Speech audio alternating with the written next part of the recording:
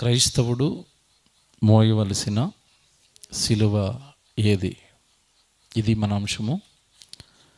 క్రైస్తవుడు మోయవలసిన సిలువ ఏది? దేవుని పిల్లలారా, ఈ అంశం పెట్టడానికి గల కారణం, క్రైస్తవుడికి దేవుడు ఇచ్చిన ఒక ఆజ్ఞ అని చెప్పచ్చు.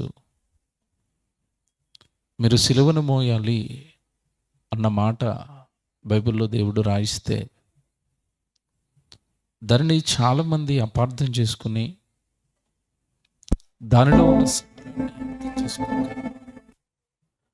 ఆ మాట దేవుడు ఏ సందర్భంలో చెప్పాడు, ఎందుకు చెప్పాడు అని కనీసం ఆలోచించకుండా ఆ మాటను అపార్థం చేసి అనేక మంది నవ్వుకునేటట్టుగా ఆ వాక్య సారాన్ని పాడు చేశారు. సిలువ అనగానే మీకు తెలియదు కాదు, ప్రభువైన యేసుక్రీస్తుల వారికి వేసిన శిక్ష, సిలువ మరణం, సిలువ యాగం. యేసుక్రీస్తుల వారు భరించిన సిలువ ప్రపంచంలో ఎవ్వడు భరించలేడు. అది మనుషులకు సాధ్యపడదు అని చెప్పొచ్చు. ఎందుకంటే సిలువలో ఆయన పడిన కష్టాలు, సిలువలో ఆయన కార్చిన రక్తం, సిలువలో ఆయన తిన్న దెబ్బలు, అది భూమి మీద మనుషులు తిరిగి మరలా భరించటం అనేది సాధ్యపడదు. ఎన్ని కష్టాలు పడ్డాడో, ఎన్ని బాధలు పడ్డాడో, ఎన్ని శ్రమలు పడ్డాడో మీకు ఒక వీడియో చూపిస్తారు, మీరు చూద్దరు. కానీ దేవుని పిల్లలారా, అని మీకు వీడియో పంపండి. యేసుక్రీస్తుల వారి సిలువ అనగానే మనం ఏదో ఆయన సిలువ వేయించుకున్నాడని గుర్తొచ్చినప్పుడు జ్ఞాపకం చేసుకుంటూ సంవత్సరానికి ఒకసారి పండగ పెట్టుకుని, ఏ పండుగ? గుడ్ ఫ్రైడే పెట్టుకుని యేసుప్రభు సిలువలో చనిపోయాడు అని ఏదో క్యాజువల్గా మాట్లాడుకుంటాం. ఆ సిలువ యాగం యొక్క తీవ్రత, లేదా సిలువ యాగం భరించిన క్రీస్తు పడిన కష్టం చాలామందికి లోతుగా తెలియక దాన్ని అర్థం చేసుకోవలసిన వారే అపార్థం చేశారు. యేసుక్రీస్తుల వారిని సుమారుగా ఉదయం 9 గంటలకు అలాగా తీసుకువెళితే 9 గంటల నుంచి హింసిస్తూనే ఉన్నారు. కొరడా దెబ్బలు కొట్టారు, పిడిగుద్దురు గుద్దారు. కొరడా దెబ్బలు అనేసరికి ఏవో మామూలు కొరడాలు అనుకునేరు. అవి రోమన్ గవర్నమెంట్లో కొరడాలు ఎలా ఉంటాయంటే, మనం గోడకు కొట్టే మేకు ఎలా ఉంటుందో, రెండు వైపులా మేకు సూదిగా ఎలా అయితే ఉంటుందో అలాంటివి కొరడాకి చివర కడతారు ఇనప ముక్కలు.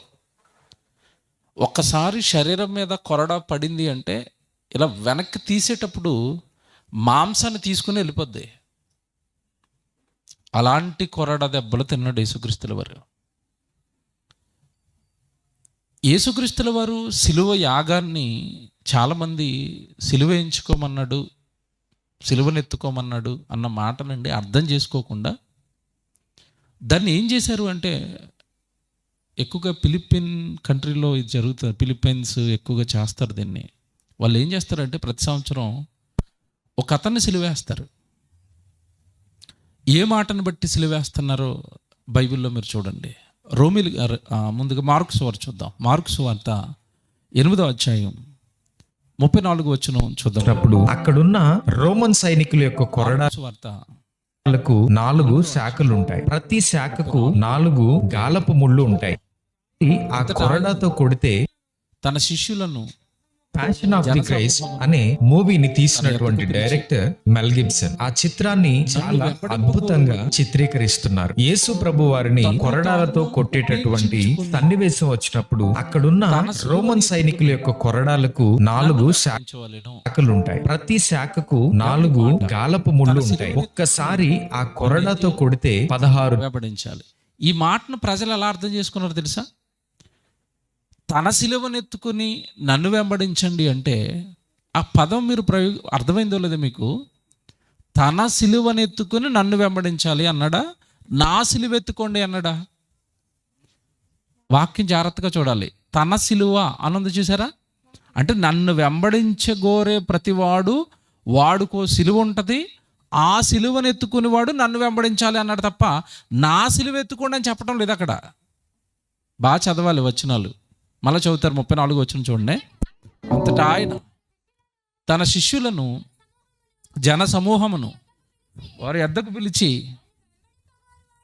ఇగో నన్ను వెంబడించాలి, నన్ను ఫాలో అవ్వాలి, జీసస్ క్రైస్ట్ యేసుక్రీస్తుల వారిని విశ్వసించాలి, నాకు పరలోకం కావాలనుకునే ప్రతివాడు తన్ను తాను ఉపేక్షించుకుని, అంటే లోక సంబంధంగా తన్ను తాను తగ్గించుకుని తన సిలువను ఎత్తుకుని, పదమండలం చేసుకోండి, తన సిలువ.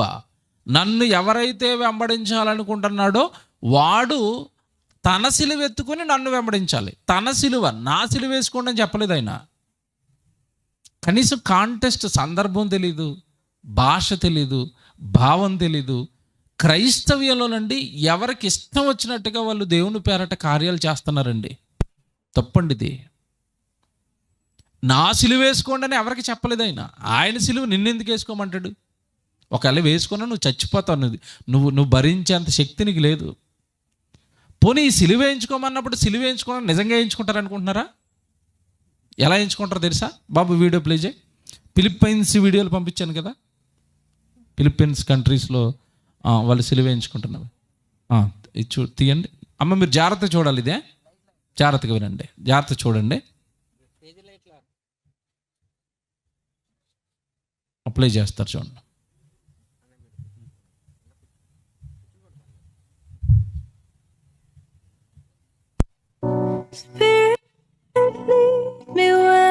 కొరడాలు చూడాలి, కొరడాలు. ఏమంటే కొరడాలేనా? కొరడాలు అవి మామూలు పర్లేదు. వేయి నన్ను వేయి.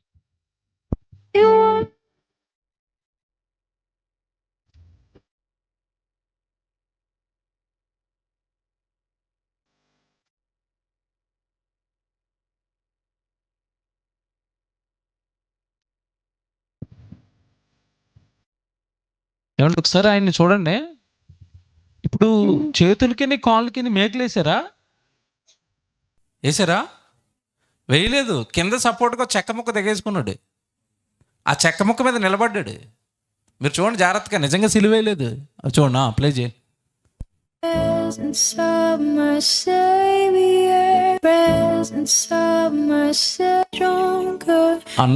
నెక్స్ట్ ప్లే చేయండి ఆయన. ఇంకోటి పంపని చూడు, అది అది అది అది వేయండి. ఇగో ఇది వేయండి. ఇది మీరు జాగ్రత్తగా చూడాలి. కొంచెం పెద్దది అవుతుందా? రైట్. మీరు ఒకసారి వెనక్కి నాయనా, వెనక్కేయు. ఇప్పుడు చూడండి, అలా ఉంచినా ప్లే చేయకుండా. మీకు ఏం కనపడుతుంది చెప్పండి? కూర్చోడానికి సమ్మగా పీట చేయించుకున్నట్టు ఏదో పీట అనేవారు చిన్నప్పుడు, మొక్కల పీట 3 కాళ్ళు ఉండేది. అలాగ సమ్మగా పీట చేయించుకుని ఆ పీట మీద కూర్చుని, ఇదిగో నేను సిలువ వేయించుకున్నాను అంటున్నాడు. ఏమంటే దీనివల్ల ప్రజల్లో భక్తి పుడుతుందా? ఏమంటే పోనీ ప్రభువు నమ్మనవాడు ఎవడైనా ప్రభు దగ్గరికి వస్తే ఈ నాటకాలు చూసి భక్తి పుడుతుందా? వీళ్ళు వేషాలు వేస్తున్నారని అసహ్యం పుడుతుందా? మీరు చెప్పండి.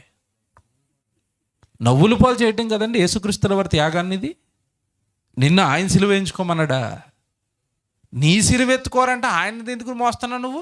పోను మోసేది మళ్ళీ బరువైన మోయరు, తేలికపాటి ఏమండి పాత చెక్కలు మోస్తారు. ఆయనకి వేసింది పచ్చిమ్రాను, బరువైన మాను.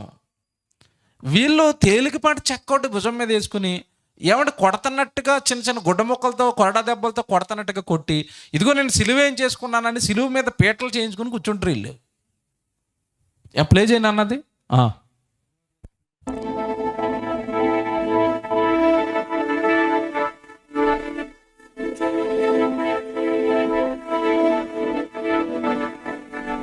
చూసారండి, మీకు చేతులకి రక్తంలా కనపడుతుంది. ఉత్తితే తాళ్ళు వేసి కట్టుకున్నాడు. మేకలేసేసి చచ్చిపోతాడు కదా హాస్పిటల్కి వెళ్ళి. లైట్లు వేసింది. ఇవి క్రైస్తవులు చేస్తున్న ఘోరలండి క్రీస్తు పేరట. అందుకే తొలి ప్రసంగంలో ఒక మాట అన్నారు ఆయన, మిమ్మును బట్టియే కదా అన్ని జనుల మధ్య నా నామము దూషింపబడుతుంది. క్రీస్తు శిలువ త్యాగాన్ని ఎంత గొప్పగా చూపించాలో తెలుసండి. మనం ఇలాగ అవహేళన చేయకూడదు. గుడ్ ఫ్రైడేకి నాకు వాక్యం నేర్పించిన మా ప్రిన్సిపల్ గారు బ్రతికున్న కాలంలో, ఆయన కాలంలో ఒక సీన్ జరిగింది ఇలాంటిది మన తెలుగు రాష్ట్రాల్లో. వీళ్ళు ఫిలిప్పైన్స్ అండి. వాళ్ళు వీళ్ళని చూసి వీళ్ళు చేస్తున్నారు, మేమెందుకు చేయకూడదని గుంటూరులో ఒక పాస్టర్ గారు ఇలాగ ప్లాన్ చేశాడు. గుడ్ ఫ్రైడేకి సంఘస్థులందరినీ నన్ను సిలువేసేయమన్నాడు. ఏర్పాట్లు జరిగిపోయి చెక్క సిలువ తెచ్చారు. ఇగో వీడు ఈయన పీట చేయించుకున్నాడు కదా, అలాగే కార్పెంటర్ని తెచ్చి పీట చేయించేశారు. ఆ నోట ఆ ఊరంతా ఏం పాకిపోయిందంటే పాస్టర్ గారిని సిలువేస్తున్నారట అన్న వార్త పాకిపోయిందండి. సిలువేయటం అంటే అన్ని జనులకి ఏమర్థమైందంటే నిజంగా ఆయన చంపేస్తారేమో అనుకుని అన్ని జనులు వెళ్ళి పోలీస్ స్టేషన్లో చెప్పారట, మాకెందుకు ఈ గొడవ, మా మీదకి వస్తుందేమోనని. కరెక్ట్గా సిలువ పాత టైంకి పోలీసులు వచ్చారండి. ఎవడరా సిలువేయించుకుంటున్నాడట ఇక్కడని. పాస్టర్ గారిని సిలువేయడానికి సిద్ధపడిన సంఘస్థుల్ని అందరిని వ్యాన్లో వేసుకుని పోయారు.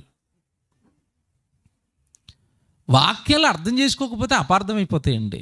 ఏమండి, ఇప్పుడు కూడా యేసుక్రీస్తుల వారిని మనం ఆకాశమంత ఎత్తులో చూపించాలి, బైబిలును ఆకాశమంత ఎత్తులో చూపించాలి తప్ప అన్ని జనుల మధ్య ఆయన త్యాగాన్ని అవహేళన చేయకూడదు.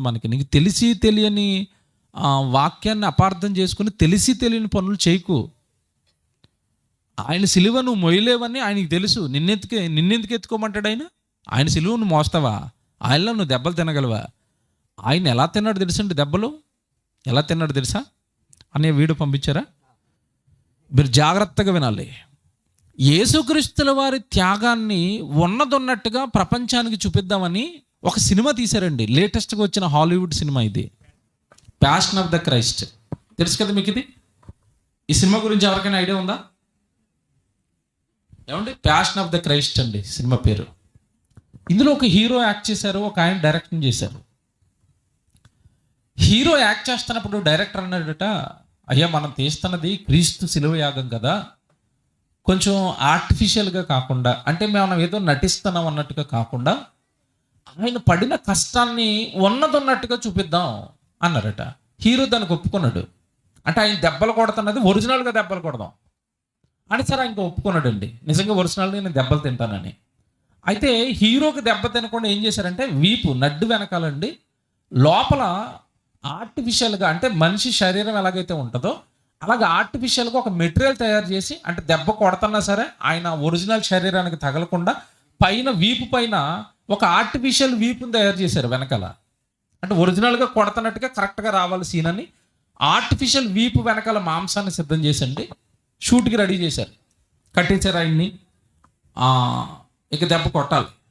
ఒకే ఒక దెబ్బ అండి స్పీడ్గా ఇలాగ వేసేసరికి, ఇందా చెప్పాను కదా వాళ్ళు వాడిన ఒరిజినల్ కొరడాలు వాడారు వీళ్ళు. ఆ కొరడాలకి చివర ఏముంటుంది? మేకులు ఉంటాయి. తిరిగి వచ్చేటప్పుడు మాంసాన్ని పట్టుకుని వచ్చేస్తుంది. బాబు ఒకసారి ఒరిజినల్ యేసుప్రభుని కొట్టింది ఒకసారి తీయండి. మీకు తెలుసు కదా ప్యాషన్ ఆఫ్ ద క్రైస్ట్ చిన్న మొక్కలు ఉంటాయి. లేదంటే ఇప్పుడు మన యేసుప్రభు పాట ఉంటుంది, జాన్సన్ అనే పాటలో కూడా ఉంటుంది. మీరు ఒరిజినల్గా చూస్తేనండి యేసుక్రీస్తుల వారి రక్తం ఏరులై పారింది ఆ రోజు ఆయన కొట్టిన దెబ్బలకి. అలాగే యాక్సిడెంట్గా రావాలి అన్న ఉద్దేశంతో వీళ్ళు చేసేసరికండి ఈ కొరడాతో కొట్టిన దెబ్బండి పైనున్న చర్మాన్ని దాటుకుని, అంటే వీళ్ళు ఆర్టిఫిషియల్గా పెట్టిన చర్మాన్ని దాటుకుని లోపల ఉన్న ఒరిజినల్ చర్మాన్ని గుచ్చుకుపోయింది. ఒక్క దెబ్బ తిన్నందుకండి హీరోకి రక్తం వచ్చి కేకలు వేసి ఆ ఒక్క దెబ్బకి జ్వరం వచ్చి హాస్పిటల్ పాలైపోయాడు 6 రోజులు. హాస్పిటల్ బెడ్ మీద పడుకొని ఆలోచించాడట, నేను ఒక్క దెబ్బకే ఇలాగ నేను పడిపోతే యేసుప్రభుని కొట్టింది ఎన్నో తెలుసా? 39 దెబ్బలు కొట్టారు. అలాంటి దెబ్బలు ఒళ్ళంతా చిదిమేశారండి. మాంసం ముక్కల కింద పడిందండి. చిన్న చిన్న ముక్కల కింద ఊడిపోయి. యాక్ట్ చేసిన హీరో ఎలా ఫీల్ అయ్యాడు తెలుసా? నేను ఒక దెబ్బ తింటేనే నాకు ఇంత పెయిన్ వస్తే ప్రపంచ మానవులందరి కోసం ఆయన 39 దెబ్బలు ఎలా తిన్నాడు బాబోయ్, ఆయనే నా రక్షకుడు, నాకు బాప్తిస్మం ఇచ్చేయండి అన్నాడు. అంతే. బాప్తిస్మం తీసుకుని తర్వాత సినిమా యాక్టింగ్ చేసాడు. మీకు వీడియో వేస్తారు చూడండి. ప్లే చేయండి.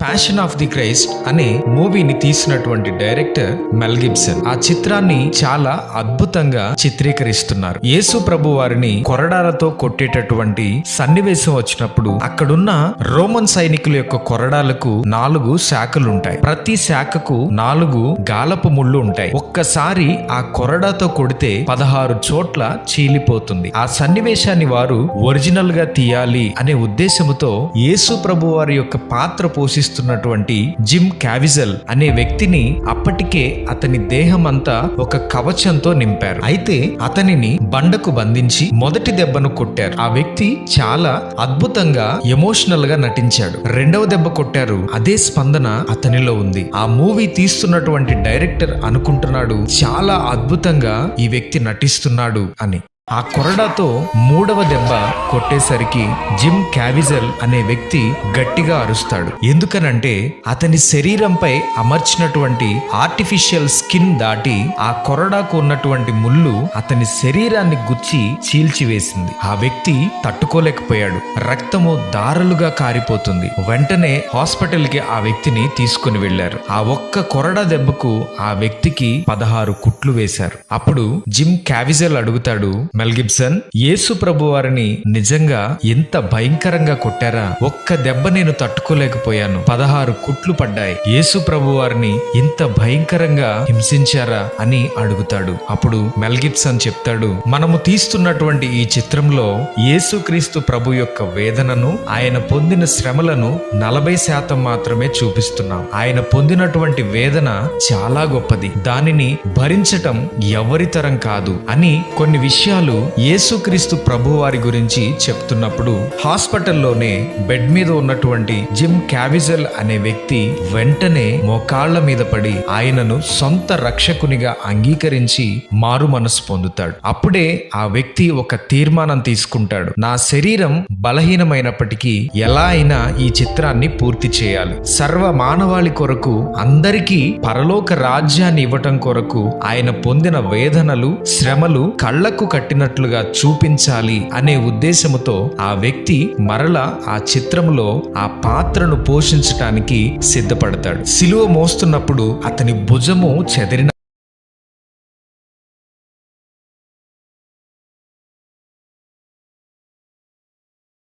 యేసుక్రీస్తుల వారి శరీరానికి కుట్లు వేయాలంటే ఎన్ని పడతాయి చెప్పండి? 39 దెబ్బలు తిన్న ఆయన దేహం ఏమైపోయింది? ఆ రోజు రక్తం ఏరులై పారిందండి. శరీరంలో ఉన్న ప్రతి రక్తపు బొట్టు కారిపోయింది. చివరికి ఆయన శరీరంలో చివరికి పొడిచేసరికి రక్తం లేదు, ఇక మొత్తం కార్చేశాడు శరీరంలో ఉన్న రక్తం అంతా. మరి ఆయన మాట్లాడాడు ఈ మాట, నా సిలువను మోయండి అని. అంత గొప్ప త్యాగం నీ కొరకు చేసి నిన్ను రక్షించి నీ పాపాలు కడిగి నిన్ను పరిశుద్ధుని చేసి ఆయన జ్ఞానం, ఆయన వాక్యం అంతా నీ చేతుల్లో పెట్టి నిన్ను ఒక సంఘంలోకి చేర్చి ప్రతి వారము ఆయన రక్తాన్ని, ఆయన శరీరాన్ని రొట్టె ద్రాక్షరసం రూపంలో నీ దగ్గరికి తెస్తూ నిన్ను పరిశుద్ధుడుగా, పవిత్రుడుగా కాపాడుతున్న క్రీస్తుకు మరింత ఘనత తీసుకురావాల్సిన క్రైస్తవులండి ఇలాంటి ఆయన మాటలు అర్థం చేసుకోక అవహేళన చేస్తున్నారు. ఆయన్ని దిగజార్చారు. ఆయన త్యాగాన్ని అనుజనులు హేళన చేసుకునేటట్టుగా మార్చారు. దేవుని పిల్లలరా, క్రైస్తవుడు అనగానే క్రీస్తులాగా ఆలోచించాలి. క్రీస్తు చెబుతున్న ప్రతి మాట ఖచ్చితంగా అర్థం చేసుకోవాలి. అర్థం చేసుకో. నీకు అర్థం కానంత కఠినంగా ఏమీ ఉండవు. కాకపోతే నువ్వు కూర్చొని ఆయన అడగటం లేదు, ధ్యానించటం లేదు కనుక బైబిల్లో ఉన్న మాటలు నీకు అర్థం కాకపోగా అపార్థమవుతున్నాయి. ఇందాక మీరు చదివించాను కదా, మార్కు సువార్త 8:34 మీరు మీ సిలువనెత్తుకుని, ప్రతి వాడు తన సిలువనెత్తుకుని నన్నేం చేయాలి? వెంబడించాలి. జాగ్రత్తగా ఉండి, తన సిలువనెత్తుకుని నన్ను వెంబడించాలి. తన సిలువ అనగానే శ్రమలకు గుర్తు. జాగ్రత్తగా వినండి. సిలువ అంటే చెక్క సిలువ వేయించుకోమని కాదు. సిలువ అనగానే శ్రమలకు గుర్తు. తన సిలువనెత్తుకుని నన్ను వెంబడించాలి అంటే క్రీస్తును వాక్యానుసారం వెంబడిస్తున్న ప్రతి వాడికి ఒక శ్రమ ఉంటుంది. నీ భక్తిని బట్టి 2 ఉండొచ్చు, 3 ఉండొచ్చు, 4 ఉండొచ్చు. నీ శ్రమలను నువ్వు మోస్తూ క్రీస్తుని ఏం చేయాలి? వెంబడించాలి. అది సిలువను మోస్తూ నన్ను వెంబడించండి అంటే. నువ్వు దేవుని కొరకు బ్రతుకుతున్నప్పుడు, నువ్వు ప్రభు దగ్గరకు వచ్చినప్పుడు, నువ్వు యేసుక్రీస్తుల వారిని స్వరక్షకుడిగా నువ్వు అంగీకరించినప్పుడు, ఆయన వాక్యాన్ని ప్రతిదినము ధ్యానిస్తున్నప్పుడు, ఆయన బ్రతకమన్నట్టుగా నువ్వు బ్రతకడానికి ప్రయత్నిస్తున్నప్పుడు, ఆయన వాక్యంలో రాయించిన మాటలను నెరవేరుస్తున్నప్పుడు నీకు ఎదురవుతాయి. చూశారు శ్రమలు, అవే సిలువ. అవి నీ సిలువ. యేసుక్రీస్తుల వారి శ్రమలకు అది సిలువ. నీ సిలువ వేరు, ఆయన సిలువ వేరు. ఏమంటే నిజంగా ఎంత బాధేస్తుందంటే, చాలామంది క్రైస్తవులు ఇళ్లల్లో సిలువ ఉంటుంది, కొంతమందికి మెడలో సిలువ ఉంటుంది, కొంతమందికి కార్ల మీద సిలువ ఉంటుంది. ఈ మధ్యకాలంలో మరీ దారుణంగా సిలువెట్టి దానికి చున్నీ వేస్తున్నాడు ఒక ఆయన. చూసారా మీరు? సిలువకి ఏం వేశారండి? చున్నీ. సిలువ ఆరాధకులుగా మారిపోయారు. ఏమన్నా నాకు ఇక్కడ అర్థం కానిది ఏంటంటే, సిలువ అనగానే నీ ప్రభువును చంపిన మారణాయుధం అది. మీ నాన్న ఎవరైనా వచ్చి గన్నతో కాల్ చేసిన తర్వాత గన్నకి పూజ చేస్తావేటి? మా నాన్న భలే చంపేశారని చేస్తావా? లేదా నీ సొంత తమ్ముడినో సొంత అన్నయ్యనో ఎవరో వచ్చి కత్తితో నరికేసి కత్తి అక్కడ పడేసి వెళ్ళిపోయారు. కత్తేనండి మా అన్నయ్యని చంపింది అని కత్తికి పూజ చేస్తావా? నీ ప్రభువును చంపిన సిలువకు పూజలేంటి? నాకేం అర్థం అవ్వలేదండి. సిలువకు పూజలేంటండి? ఆ రోజు రోమా గవర్నమెంట్ విధించిన శిక్షలో అదొక మారణాయుధం. అది ఏంటది? సిలువ. ఆ సిలువలో ఆయన శ్రమలు భరించడం వల్ల నీకు రక్షణ వచ్చింది. ఆయన చెప్పిన మాటలను పూజించు, ఆయన వాక్యానికి పూజ చేయి, ఆయన వాక్యాన్ని సేవించు. ఆయన వాక్యమే దేవుడు. ఆ వాక్యంలో ఆయన మార్గం ఉంటుంది, అది ఆలోచించు. అంతే తప్ప సిలువ సిలువ సిలువ సిలువకెట్టి. ఇప్పుడు మాట చెప్తాను, జాగ్రత్తగా వినండి. పోనీ ఇందాక అంటున్నట్టుగా సిలువ ఎంచుకుంటున్నారు అనుకుందాం. ఆయన వేయించుకోమన్నాడు చెక్క సిలువ అని వీళ్ళకి అర్థమైంది. పోనీ ఆ సిలువ అయినా ఎప్పుడు వేసుకుంటారు చెప్పండి? ప్రతిరోజు వేసుకుంటారా? ఎప్పుడు వేసుకుంటారు? మిమ్మల్ని అడుగుతున్నానమ్మా, ఎప్పుడు వేసుకుంటారు? మా సికింద్రాబాద్లో కూడా వేసుకుంటారు. సికింద్రాబాద్ రోడ్లో వేసుకుని తిరుగుతారు. గుడ్ ఫ్రైడేకి, కొంతమంది ఈస్టర్కి. ఒకవేళ నిజంగా నిన్ను సిలువ వేసుకోమంటే, నువ్వు ఒకవేళ దేవుడు వేయించుకోమన్న సిలువ ఆ చెక్క సిలువేను నువ్వు ఫిక్స్ అయితే, ఇప్పుడు వచనం చూపిస్తాను, చచ్చిపోతావు నువ్వు. ఏ వచనం తెలుసా? ఇదే సందర్భం మళ్ళీ లోక సువార్తలో ఉంటుంది. మీకు జాగ్రత్తగా వినాలి. నేను ఇప్పుడు ఇదే సందర్భాన్ని మత్తయి సువార్తలో చూపిస్తాను, ఇదే సందర్భాన్ని మార్కులో చూపిస్తాను, ఇదే సందర్భాన్ని లోక సువార్తలో చూపిస్తాను. ముందు లోక సువార్తలో చూద్దాం. లోక సువార్త 9వ అధ్యాయం 23 నుంచి చూద్దాం. లోక సువార్త 9వ అధ్యాయం 23 అండి. మరియు ఆయన అందరితో ఎట్లనెను, ఎవడైనను నన్ను వెంబడింపగోరిన ఎడల. చూసారా? సేమ్ అదే మార్కు సువార్తలో ఉన్నదే. తను తాను ఉపేక్షించుకొని ప్రతి దినము. ఇక్కడ లోక గారు ఇంకోటి యాడ్ చేశారు. ఇక్కడ లోకా సువార్తకు వచ్చేసరికి ఇంకో మాట యాడ్ అయింది. నేనండి బైబిల్ అండి పిచ్చిగా చదువుకుంటానండి. ప్రతి పదము, ప్రతి అక్షరము, సున్నాలు, కామాలు ఇలా చదువుకుంటాను. అక్కడ మార్కు గారేమో ఇగో తను తాను ఉపేక్షించుకుని ప్రతివాడు తన సిలువను ఎత్తుకోవాలి అన్నాడు. లోక గారు వచ్చేసరికి చిన్న మాట యాడ్ చేశాడు. తను తాను ఉపేక్షించుకుని ప్రతిదినము తన సిలువను ఎత్తుకొని వెంబడింపవలెను. ఒకవేళ నువ్వు అనుకుంటున్నట్టు అది చెక్క సిలువ అయితే నువ్వు ఎప్పుడు ఎంచుకోవాలి? సంవత్సరానికి ఒకసారి పండగ రోజా? ఇప్పుడు చెప్పండి, బతుకుతాడా? ఇప్పుడు ఇంకో మాట చెప్పనా? ఒకవేళ నువ్వు అనుకుంటున్నాడు చెక్క సిలువే ఎంచుకుంటానన్నా, రోజు పైకెక్కి కింద దిగడానికి చచ్చిపోతావు, అలసిపోతావు. ఇంకేం పని చేస్తావు? రోజు పైకెక్కి కింద దిగుతూ ఉంటే 4 దెబ్బలేస్తే ఏం చేసిందండి క్రైస్తవ్యం? నవ్వులు పాలు కదండి ఇదంతా. ఇప్పుడు చెప్తాను, జాగ్రత్తగా వినండి. అసలు మీరు సిలువేయించుకోవాలి అని యేసు ప్రభు బైబిల్లో ఎందుకు మాట్లాడుతున్నాడు? ఏమండి, అక్కడ మాట్లాడుతున్నది ప్రభు. సందర్భం లేకుండా, ఏదో విషయం నేర్పించాలన్న ఆలోచన లేకుండా ప్రభు ఎప్పుడు కూడా మాట్లాడండి. ఆయన ఆయన మాట్లాడాడంటే దాని వెనకాల ఏదో జరుగు ఉంటుంది, ఏదో సందర్భం ఉంటుంది, ఏదో విషయం ఉంటుంది, అప్పుడు చెప్తాడు. మన జాగ్రత్తగా సందర్భానుసారమైన జ్ఞానం అంటారు దీన్ని. బైబిల్ ఎప్పుడు కూడా ముక్కలుగా చదివితే అర్థం అవుతుంది.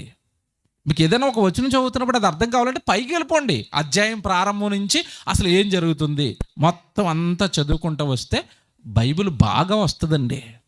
కానీ ఈరోజు మనకు అంత ఓపిక లేదు, బైబిల్ చదువుకోవడానికి ఓపిక లేదు, టీవీ చూడడానికి ఓపిక ఉంటుంది, వంటలు చేసుకోవడానికి ఓపిక ఉంటుంది, కొత్త యూట్యూబ్లో కొత్త వంటలు ఏమొచ్చాయో నేర్చుకోవడానికి ఓపిక బాబా మామూలుగా ఉండదు, అంతే కదండి.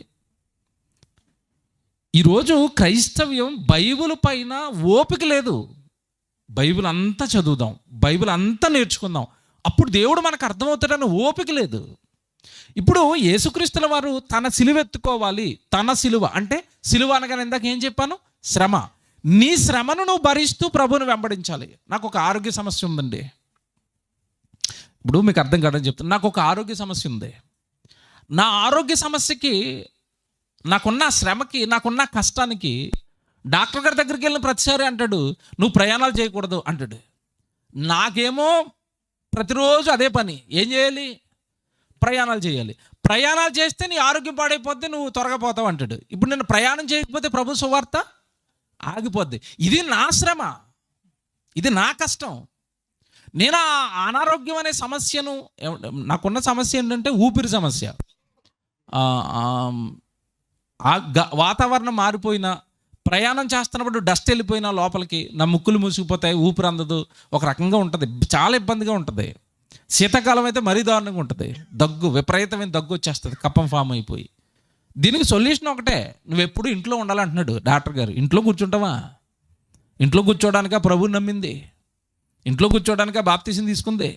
మీరు సర్వలోకానికి వెళ్ళి సర్వ సృష్టికి సువార్తను ప్రకటించండి, వెళ్ళండి అని ఆయన చెప్తే ఇప్పుడు డాక్టర్ గారి మాట ఇంట్లో కూర్చోను నేను? మీకు అర్థమవుతుందా? ఇప్పుడు నాకు శ్రమ ఉంది, నాకు బాధ ఉంది, నాకు భారం ఉంది, నాకు కష్టం ఉంది. అది నన్ను బాధ పెడుతున్నా సరే, అది నన్ను ఇబ్బంది పెడుతున్నా సరే, నా సిలువను నేను మోసుకుని, అంటే ఆ శ్రమను నేను మోసుకుంటూనే నా ప్రభువు నేను ఏం చేయాలి? వెంబడించాలి.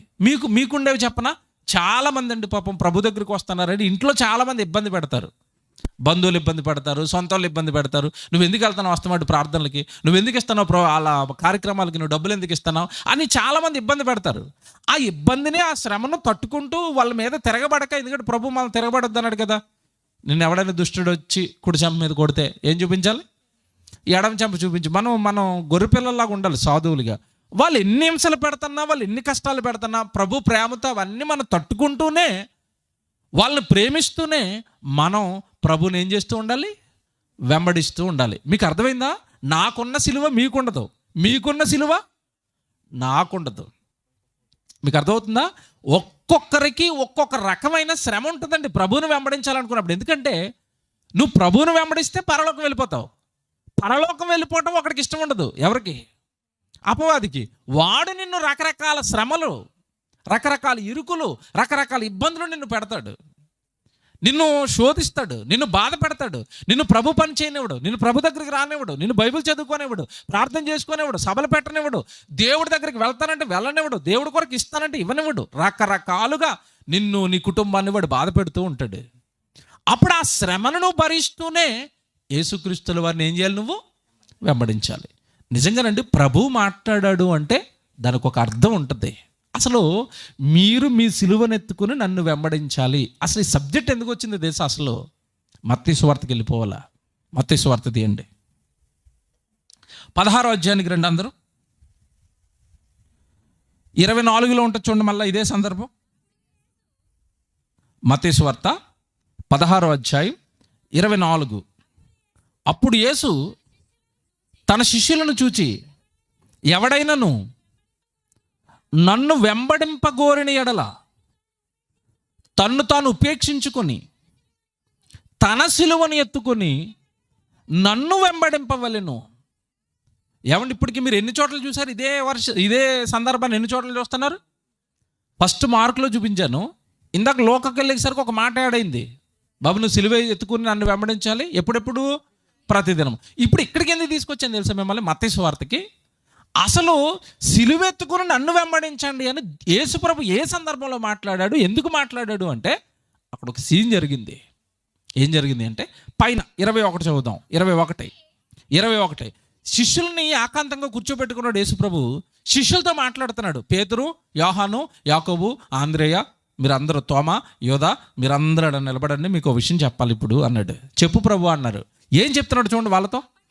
అప్పటి నుండి తాను యెరూషలేమునకు వెళ్ళి పెద్దల చేతను, ప్రధాన యాజకుల చేతను, శాస్త్రుల చేతను అనేక హింసలు పొంది, నెక్స్ట్ హింసలు పెడతారట, నెక్స్ట్ ఏం చేస్తారట, చంపేస్తారు. చంపబడి 3వ దినమున లేచుట అగత్యమని యేసు తన శిష్యులకు తెలియచేయ మొదలు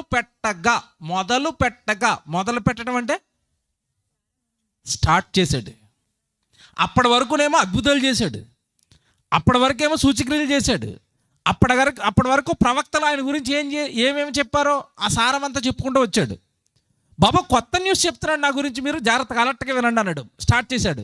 స్టార్ట్ చేశాడంటే నేను యెరూషలేముకి వెళ్తాను, అక్కడ పెద్దలు నన్ను పట్టుకుంటారు, ప్రధాన యాజకులు పట్టుకుంటారు, శాస్త్రులు పట్టుకుంటారు, నన్ను కొడతారు, నన్ను తిడతారు, నన్ను హింసలు ఎంతలాగా హింసిస్తారంటే అంత భయంకరంగా నన్ను హింసిస్తారు. నెక్స్ట్ చంపేస్తారు. చంపేసిన నన్ను సమాధి చేసేస్తారు. ఆ సమాధి చేసిన తర్వాత నేను 3వ దినాన తిరిగి లేచిపోతాను. ఇదంతా కూడా ఎలా జరుగుతుందో ఎక్స్ప్లెయిన్ చేస్తాను, ఆగండి అన్నాడు. అంతే. ఈలోపు ఒక ఆయన తట్టుకులో పోయాడండి. ఎవరు? పేతురు గారు. అదేంటది, అది ఎలా జరుగుతుంది అంటున్నాడు ఈయన. ఎవరు? పేతురు గారు అంటున్నాడు, అది ఎలా జరుగుతుంది మేము ఉండగా. ప్రభువా మనం హ్యాపీగా అద్భుతాలు చేసుకుందాం, హ్యాపీగా చచ్చిపోయిన వాళ్ళు లేపుకుందాం, హ్యాపీగా మీటింగ్లు పెట్టుకుందాం, హ్యాపీగా ప్రసంగాలు చేసుకుందాం. ఈ చావులు, ఈ కొట్టడాలు, ఈ సిలువలు ఎక్కడాలు, ఈ మేకులు ఎంచుకోవడాలు ఈ మనకు వద్దు ప్రభువా, నీకు తెలియదు, నీకు వద్దు అంతే అంటున్నాడు ఆయన. ఎవరు? బాగా వినాలి. ఒక రకంగా చెప్పాలంటే ఇప్పుడు క్రైస్తవ్యం ఏ స్టేజ్లో ఉందో అప్పటికి పేతురు గారు ఆ స్టేజ్లో ఉన్నాడు. మళ్ళా చెప్తాను, ఇది నేనేం భయపడలేదు, చెప్పేస్తాను. ఇది ఇప్పుడు క్రైస్తవులు ఏ స్టేజ్లో ఉన్నారో అప్పటికి పేతురు గారు ఆ స్టేజ్లో ఉన్నారు. క్రైస్తవులు ఏ స్టేజ్లో ఉన్నారు చెప్పండి. ఇప్పుడు మేము బాప్తీసం తీసుకోమంటే తీసుకుంటాం, బైబిల్ పట్టుకుని గుడికి రమ్మంటే వస్తాం, అంతే తప్ప ప్రభు కోసం దెబ్బలు తినండి, ప్రభు కోసం మాటలు కాయండి, ప్రభు కోసం కష్టాలు పడండి, ప్రభు కోసం శ్రమలు పడండి, అప్పుడప్పుడు వీలైతే ఎవడో ఒకటి చేతిలో చచ్చిపోండి, దీనికి క్రైస్తవ్యం రెడీయా? ఇక్కడ పాస్టర్ గారు భలే ఉంది, చర్చి ముందు బలగెట్టారు. ఇప్పుడు ఈ పాస్టర్ గారు ఈ చర్చి ముందు ఇక్కడ బోర్డు పెట్టాలి. ఏమన్నా తెలుసా? మీలో ఎవడు హతసాక్షిగా మారే ధైర్యం ఉందో వాడే నా గుడికి రండి అని బోర్డు ఎట్టాడు అనుకోండి. ఆయన ఆ పాస్టర్ గారు, ఆ పాస్టర్ అమ్మ గారు తప్ప లోపల ఎవరు ఉండరు. అయ్యగారు ఉన్నారా? అయ్యగారు ఉన్నారు. ఇప్పుడు ఆయన బోర్డు ఎట్టాడు అనమాట. ఎవడైతే ప్రభు కోసం ప్రాణాలు ఇవ్వగలిగే ధైర్యం, హతసాక్షి ఎవడైతే ఉన్నాడో వాడు లోపలికి రండి, వాళ్ళే పరలోకం వెళ్తారు, మిగతా డమ్మీ బ్యాచ్ అంతా రాదు, మీరు రాకూడదు చర్చికి అని బోర్డు ఎట్టాడు అనుకోండి. ఎంతమంది వస్తారు? ఆదివారం ఖాళీ. ఇంక పాస్టర్ గారు, పాస్టర్ అమ్మ గారే, ఎవరు రారు నాకు తెలిసి. ఎందుకంటే ప్రభు ఆశీర్వదిస్తాడంటే వస్తాం, ప్రభు మేలులు చేస్తాడంటే వస్తాం, అంతే తప్ప ప్రభు కోసం చచ్చిపోండి అంటే మా వల్ల అయ్యేది కాదు. ఇది పేతురు గారు మన స్టాండర్డ్లోనే ఉన్నాడు.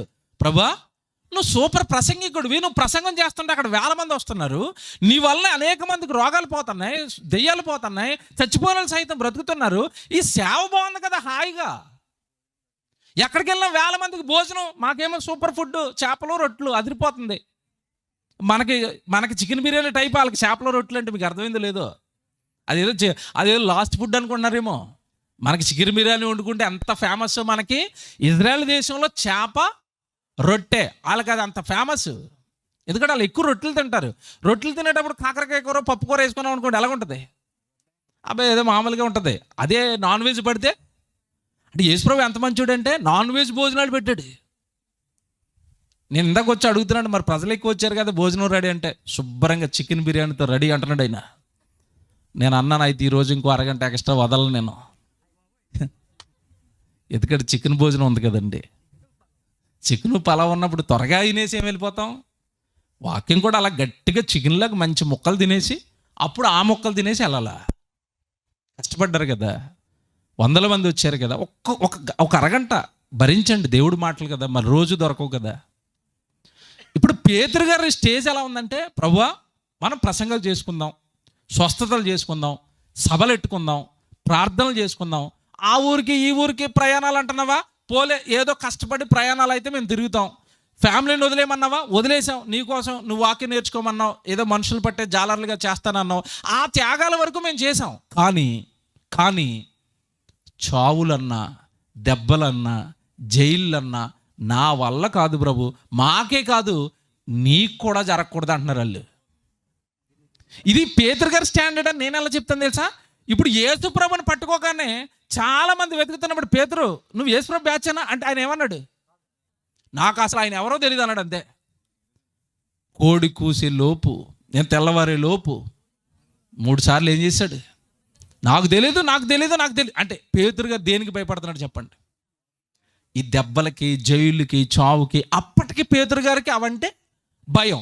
ఇప్పుడు అప్పటి వరకు ప్రేమగా ఉండి, పేతురు ఐ లవ్ యూ, నువ్వంటే నాకు చాలా ఇష్టం, యోహాను నువ్వంటే నాకు చాలా ఇష్టం అని వాళ్ళకి భోజనాలు పెట్టడం, వాళ్ళ కాళ్ళు కలగటం, వాళ్ళకి వాక్యం చెప్పటం. సడన్గా ఈయన ఒకరోజు నేను చచ్చిపోతున్నాను వాయ్ అన్నాడు. ఎలాగుంటుంది? ఇప్పుడు మీకు ఇలా చెప్తే అర్థం అవుదేమో. మీ మధ్యలో ఉండి చక్కగా మిమ్మల్ని ప్రోత్సహిస్తూ మిమ్మల్ని దేవుడి పనిలో పెడుతూ ప్రేమన్నా మీకు అర్థం అవడం చెప్తున్నాను. చక్కగా దేవుడి పనులు అలా ముందుకు తీసుకెళ్తున్నాడు. లేదా అక్క ఉంది కదా, పరిశుద్ధమణి గారు అక్క, మీ ఇక్కడ ఆవిడ నడిపిస్తుంది, ఇక్కడ ఈయన నడిపిస్తున్నారు. ఈయన తాడేపల్లిగూడ సంఘంలో నిలబడే రోజు, ఇంతకాలం మిమ్మల్ని దేవుళ్ళలో నడిపించాను కదా, చర్చి కట్టాను కదా, నేను 3 రోజుల్లో చచ్చిపోతున్నాను అన్నాడు అనుకోండి. మీకు అర్థం కాదని చెప్తున్నాను. మీరు ఎలా రియాక్ట్ అవుతారు చెప్పండి. పళ్ళుని ఎక్కడ పడేసి వచ్చి చేతులు పట్టుకుని ఎలాగవుతుంది అన్న, అలాగ నీకు ఏమొచ్చిందో చెప్పిన ఆస్తిని అమ్మేసి హాస్పిటల్ తీసుకెళ్తానంటాడు గాలి లేచి అంటారా అనరా?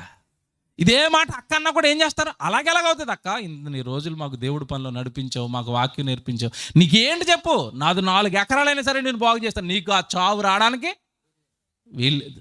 మనం ఇలాగే రియాక్ట్ అవుతాం కదా.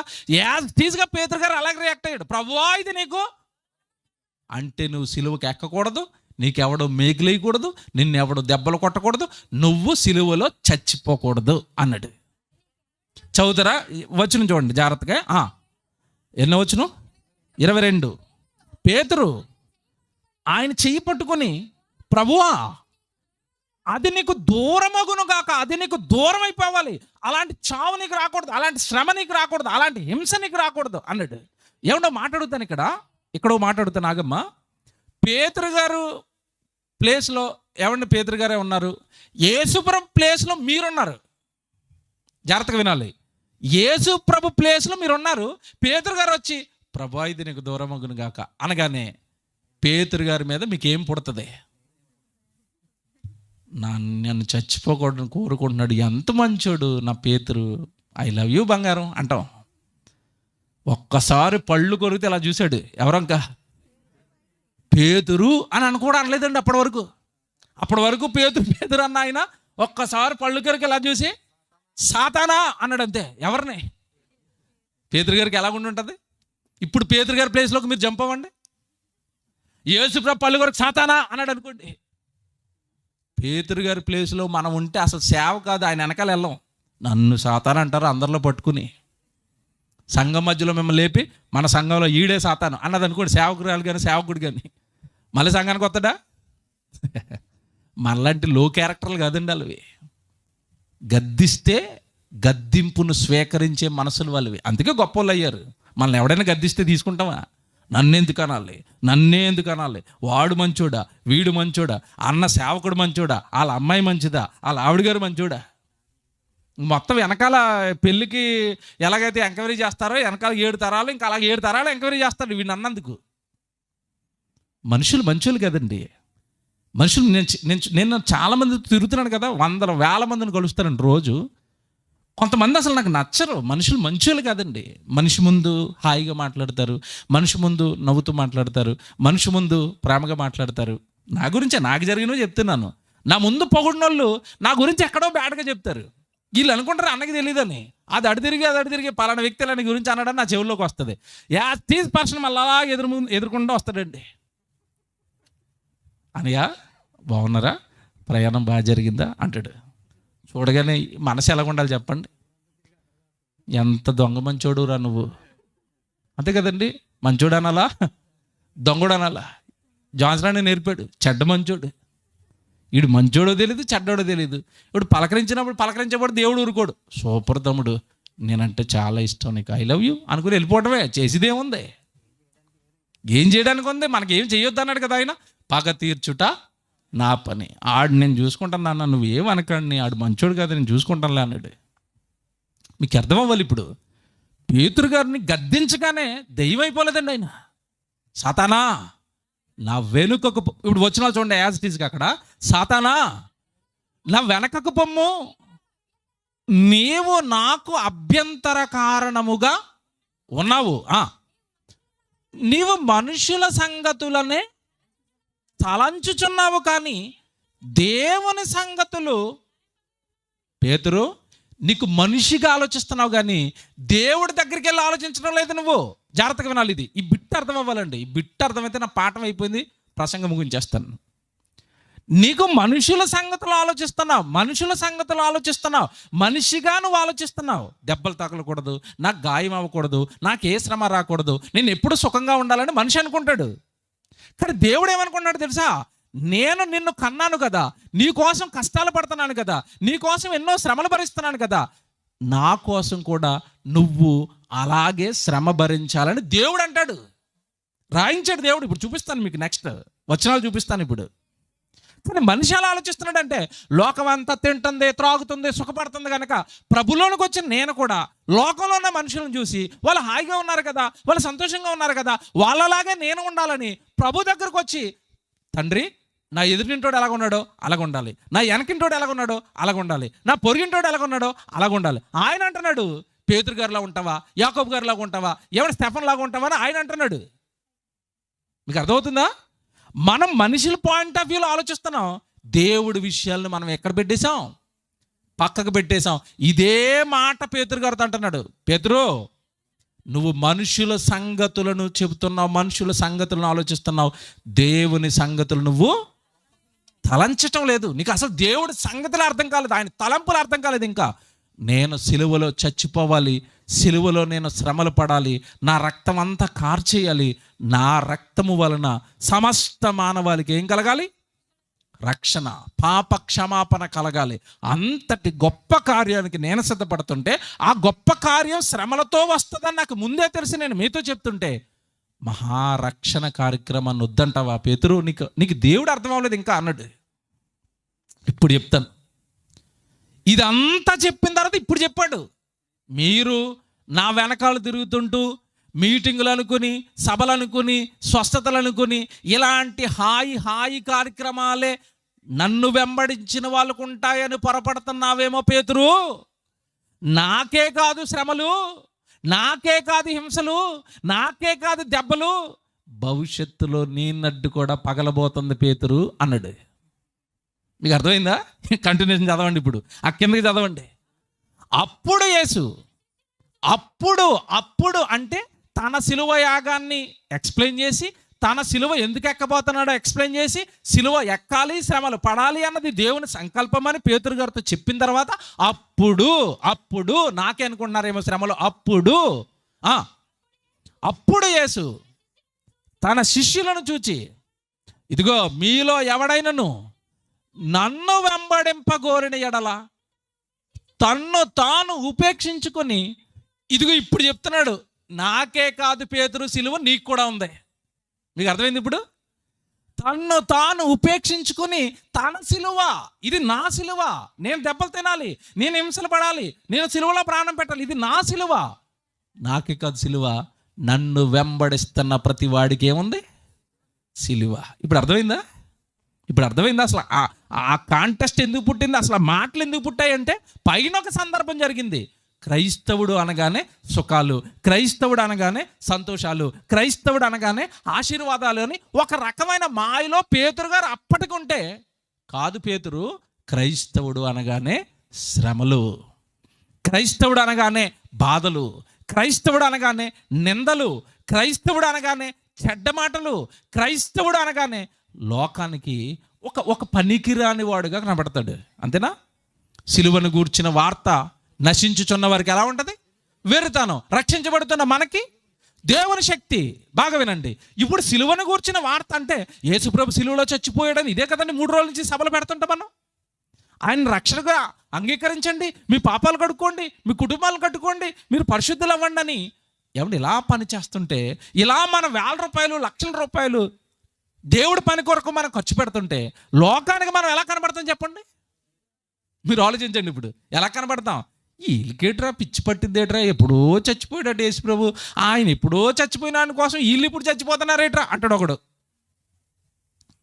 వాళ్ళు బంధువులు అనర్రా, వాళ్ళు ఏమండి విందులు అనర్రా, వినోదాలు అనర్రా, ఎప్పుడు దేవుడట దేవుడట దేవుడట దేవుడట అంటున్నారా మిమ్మల్ని?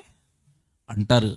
ఎందుకంటున్నారంటే నశించుచున్న వారికి జరుగుతున్న ఈ సిలువను గూర్చిన వార్త ఎలా ఉంటుంది? వెర్రితనంగా ఉండి వాళ్ళు మనల్ని ఏం చేస్తారంటే చీప్గా, మనం ఏదో తప్పుడోళ్ళు అన్నట్టుగా, మనం ఏదో మనకేదో పిచ్చి పట్టింది అన్నట్టు. నన్నైతే చాలామంది ఆడికి పిచ్చి పట్టింది రాని లిస్టులో తీసేయండి, 10th క్లాస్ గ్రూప్లోంచి తీసేరండి నన్ను. వాట్సాప్ గ్రూప్ ఉంటుంది కదా, 10th క్లాస్ గ్రూప్లో యాడ్ చేశారు. రోజు యాడ్ చేయగానే నాకు 2 ప్రసంగాలు పెట్టాను, వెంటనే తీసేశారు. ఒరే ఆడిని మన లిస్టులో తీసేయండిరా, ఆడికి పిచ్చి పట్టిందిరా, ఆడికి 10th క్లాస్ గ్రూపు లేదు, ఏ గ్రూపు లేదు, ఇంక పెడతానే ఉంటాడు. ఏంటి దేవుడి ఆడికి పిచ్చి పట్టింది, వదిలే తీసేయండి, డెలీట్, గ్రూప్లోంచి రిమూవ్ చేసేయండి. అడ్మిన్ గారికి ఫోన్ వెళ్ళిందట, తర్వాత వెంటనే తీశారు నన్ను. ఇప్పుడు ఏమర్థం అవ్వాలంటే ఈ యేసుక్రీస్తుల వారు చెప్పిన మాట ఆ రోజు పేతురు గారిని ఉద్దేశించి నెక్స్ట్ పేతురు గారిలాగా ఎవరైతే యేసుక్రీస్తుల వారిని వెంబడిస్తారో వాళ్ళందరికీ చెప్పాడు, నాకే కాదు సిలువ, నన్ను వెంబడిస్తున్న ప్రతి వాడికి ఏముంది? సిలువ. అంటే ఏంటి? శ్రమలు. పిలుపులకు రాసిన పత్రిక రాసుకోండి. ఇక క్రైస్తవుడికి శ్రమలా? నిజమా? బైబిల్లో ఉన్నాయా? పిలుపులకు రాసిన పత్రిక 1వ అధ్యాయం 30వ వచనం చూడండి.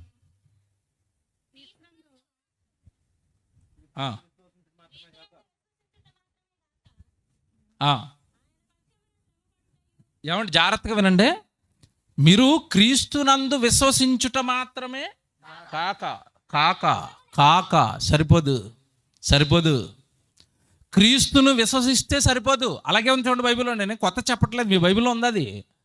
క్రీస్తునందు విశ్వాసముంచుట మాత్రమే కాక సరిపోదు. బాప్తిసం తీసుకున్నారు సరిపోదు. ఆదివారం బైబిల్ పెట్టుకుని గుడికి వస్తున్నారు సరిపోదు. కాక ఇంకా ఉంది. ఆయన పక్షమున శ్రమపడుటయు ఆయన పక్షమున మీకు అనుగ్రహించబడింది. క్రైస్తవుడికి ఏం అనుగ్రహించబడింది చెప్పండి? ఆశీర్వాదాలా? ఏమని చెప్పండి మీ బైబిల్లో? నా బైబిల్లోనే ఉందా? మీ బైబిల్లో కూడా ఉందా? అందరి బైబిల్లో ఉందా?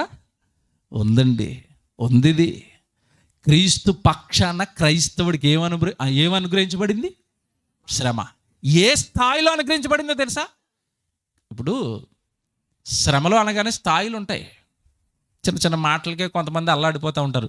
తమ్ముడు, నేను గుడికి వస్తుంటే పలానా ఒళ్ళులాగా అంటున్నారు తమ్ముడు, ఏం చేయాలో అర్థం అవట్లేదు తమ్ముడు అంటది. ఏంటి చిన్న మాట అన్నందుకు పక్కోడు ఎవడో, అది ఆవిడ కెపాసిటీ అనమాట. అంటే ఆవిడ స్థాయి. ఆ చిన్న మాటను కూడా ఏం చేయలేకపోతుంది, తట్టుకోలేకపోతుంది. ఇంకొకడు ఎవడో పక్కోడు డైరెక్ట్గా బహిరంగంగా వీళ్ళు వేస్ట్, వీళ్ళని ఎక్కడికి పిలవకుండా నువ్వు కుటుంబాన్ని నిలేసాడు ప్రభు దగ్గరికి వస్తున్నందుకు. అది వాళ్ళ కుటుంబానికి ఉన్న శ్రమ. దాన్ని కొంతమంది తట్టుకుంటారు, కొంతమంది దాన్ని తట్టుకోలేరు. మమ్మల్ని వెలేసారు, ఏమైపోద్ది మనుషులు వెలేస్తే? చచ్చిపోయిన తర్వాత ఆమె తోడుగా వస్తారేంటి? చచ్చిపోయిన తర్వాత తోడుగా వస్తారా? ఎవడో మాట్లాడగలను నేను. ప్రపంచం మిమ్మల్ని ఎలా మోసం చేస్తుందంటే, ఓ మాట చెప్తారండి, చచ్చిపోయే లోపట నలుగురిని సంపాదించాలట. దేనికండి? చచ్చిపోయిన తర్వాత ఎదరిద్దరు వెనకాలిద్దరు, వాళ్ళు నలుగురినైనా సంపాదించుకోరా, చచ్చిపోయిన తర్వాత సమాధికి తీసుకెళ్తారు. నేనంటాను నలుగురు అవసరం లేదు, ఒక్కడు చాలు అంటాను. ఎవరు ఒక్కడు? యేసు ప్రభు. వీళ్ళు పట్టుకెళ్ళకపోతే జిహెచ్ఎంసీ వాళ్ళు వచ్చి మిషన్లో పెడతారండి, పోయిందే ఉందండి. మీకు అర్థమవుతుందా? శరీరం కేవలం నిష్ప్రయోజనం. అది కాలిపోతాయేంటి, బూడిదైపోతాయేంటి, మట్టిలో పడితేయేంటి, ఎవడో పట్టించుకోకపోతే వెనకాల ఎవడో ఒకడు వచ్చి పాతేస్తే ఏంటి, దానికి ఏముంది? శరీరం కేవలం నిష్ప్రయోజనం. ఆత్మను రక్షించేది ఈ మోసే ఈ నలుగురు కాదు, యేసుక్రీస్తు. నీ పాపాన్ని కడిగేది ఆయన. చచ్చిపోయిన తర్వాత నువ్వు బయటికి రాగానే, ఆత్మగా నువ్వు బయటికి రాగానే నీకు పరదేశ పరలోకమా డిసైడ్ చేసేది ఆయన. బాడీది ఏముందండి, ఎవడన్నా లాక్కెళ్ళిపోతారండి. ఏ దిక్కు లేకపోతే గవర్నమెంట్ వాళ్ళు వచ్చి పట్టిపోతారు. మాకెందుకు ఈ నలుగురు? ఆ ఒక్కడిని సంపాదించండి. ఆ ఒక్కడు, మళ్ళీ చెప్తున్నాను, ఇంకో ఇక్కడ ట్విస్ట్ ఏంటి తెలుసా? నలుగురిని సంపాదిద్దాం అన్న వాళ్ళు ఈ మోసుకెళ్ళి ఈ నలుగురు ఆయన పాత పెట్టారు. తర్వాత వీళ్ళు నలుగురు ఉన్నారు కదా, వీళ్ళని ఇంకొక నలుగురు మోసుకెళ్తారు. విషయం ఏంటంటే, యేసు ప్రభు రెండో రాకడలో ఎవరిని సంపాదించినోడు ఆడు తిరిగి లేచి యేసు ప్రభుతో వెళ్ళిపోతూ ఉంటాడు. వీళ్ళు నలుగురు మోసుకెళ్ళి పెట్లో పెట్టారు చూశారు, వీళ్ళు నలుగురు హాయిగా నరకానికి వెళ్ళిపోతూ ఉంటారు. మీకు అర్థమైందా? ఎందుకు నలుగురు? ఇంకో మాట ఉంటుంది సొసైటీలో, నలుగురిని సంపాదించు, 4 రాళ్ళు వెనకేసుకో. ఈ రాళ్ళు గోల ఎక్కువైపోయిందండి. చచ్చిపోయేలోపు వెనకాల ఏం వేసుకోవాలట? 4 రాళ్ళు. ఎందుకు? మీదడిపోయి బుర్రపగలు చచ్చిపోవడానికి. 4 రాళ్ళు వెనకాల వేసుకున్న వాడు ఎవ్వడు హాయిగా ఉండడు. తెలుసో లేదో మీకు? వాడి సుఖం ఉండదు. ఇంట్లో కుక్కలు, ఇంటి ముందు సెక్యూరిటీ వాడు కాల్ చేస్తాడో తెలియదు. పాలోడు ఇంటికి వచ్చి బెల్ల కొట్టాడంటే గుండెలో రాయడిపోద్దాడికి. ఎవడరా బెల్ల కొడుతున్నాడు, ఎవడన్నా డోర్ దిగని కాల్ చేసి బీరోలో ఉన్న డబ్బులన్నీ పట్టిపోతాడా? సుఖం ఉండదండి వాళ్ళకి, మీకు తెలీదు. ఆ డోర్ తీయడానికి భయం. చిన్న హోల్ పెట్టుకుని ఇలా చూస్తూ ఉంటాడు ఎవడాడు. ఏమండి, ఇప్పుడు హోల్ది పోయి ఇప్పుడు ఇంకో టెక్నాలజీ వచ్చింది, సీసీ కెమెరా. ఇంట్లో కూర్చొని ముందు టీవీ ఆన్ చేస్తాడు. ఎవడొచ్చాడు రా బాబు, ఎవడన్నా గన్నట్టుకుని వచ్చాడా? గేట్ దగ్గర ఎవడన్నాడు? ఎందుకండి బతుకులు? ఎందుకంటే 4 రాళ్ళు వెనకాల వేసుకున్న వాళ్ళ పరిస్థితి చెప్తున్నాను. సుఖం లేదు ఆడికి. ఒంటరిగా బయటికి రాలేడు, ఒంటరిగా తిరగలేడు. ఎవడెప్పుడు పొడి చేస్తాడో తెలియదు. మెడలో ఇంత లావు చైన్ వేస్తాడు, 4 రాళ్ళు రాగానే మెడలో ఇంత లావు చైన్ వస్తుంది. ఆ చైన్ ఎవడ పీకేయడానికి ట్రై చేస్తున్నాడు తెలీదు. చచ్చిపోతారండి రాళ్ళు ఉన్నోళ్ళు. ఏ రాడు లేనివాడు హాయిగా గుండ్రాయిలా తిరుగుతాడు. మీకు అర్థమైందా? ఏ రాళ్ళు లేనివాడు గుండ్రాయిలా తిరుగుతాడు. రాళ్ళు ఉన్నవాడు నిరంతరం ఆ రాళ్ళు వచ్చి ఎక్కడ మీద పడిపోతే చచ్చిపోతే బతుకుతాడు. అనవసరం అండి. నేను బైబిల్ చెప్తానండి. బైబిల్లో దేవుడు ఏమన్నాడంటే, ఇదిగో నీకు బాగా ధనం ఉందని ఆయన, దాన్ని చూసి తృప్తి పొందటం తప్ప దాని వలన నీకు జరిగే మేలేమీ ఏమి లేదన్నాడు. ఏమి లేదని ఆయన అన్న తర్వాత ఏదో ఉందా? నువ్వెందుకు చెప్తావు ప్రసంగం? నువ్వెందుకు చెప్తున్నావు పక్కోడికి సూత్రం వెనకాల ఈ రాళ్ళని? దేవుని పిల్లలరా, సిలువ, శ్రమ, కష్టము ఇది నీకు ప్రయోజనకరం. ఎందుకంటే అక్కడ రాస్తున్నాడు, అక్కడ చక్కగా ఎంత బాగా రాశాడంటే, మీరు క్రీస్తు పక్షాన శ్రమ అనుభవించుటయు మీకు అనుగ్రహించబడింది. ప్రభు పక్షాన శ్రమలు పడాలట. పడితే లోకంలో 4 రాళ్ళ కోసం శ్రమ పడితే ఈ రాళ్ళు ఎక్కడే ఉంటాయి, నిన్ను పట్టుకెళ్ళి శ్మశానంలో వేస్తారు, నీ ఆత్మలు నరకంలో ఉంటుంది, జీవితం అంతా గందరగోళం అవుతుంది ఈ రాళ్ళు కోసం శ్రమ పడితే. అదే క్రీస్తు కోసం శ్రమ పడితే ఏం జరుగుతుంది తెలుసా? క్రీస్తు కోసం గనక నువ్వు శ్రమ పడితే ఒక మంచి వాగ్దానం ఇచ్చాడు దేవుడు నీకు. అపోస్తుల కార్యాలు 14వ అధ్యాయం 22వ వచనం చూడండి.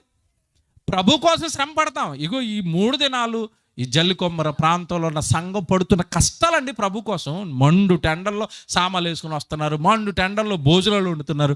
లక్ష రూపాయలు దాటేసి ఖర్చు అవుతుంది. ఎందుకు ఈ కష్టాలకి, ఎందుకు ఈ శ్రమలు?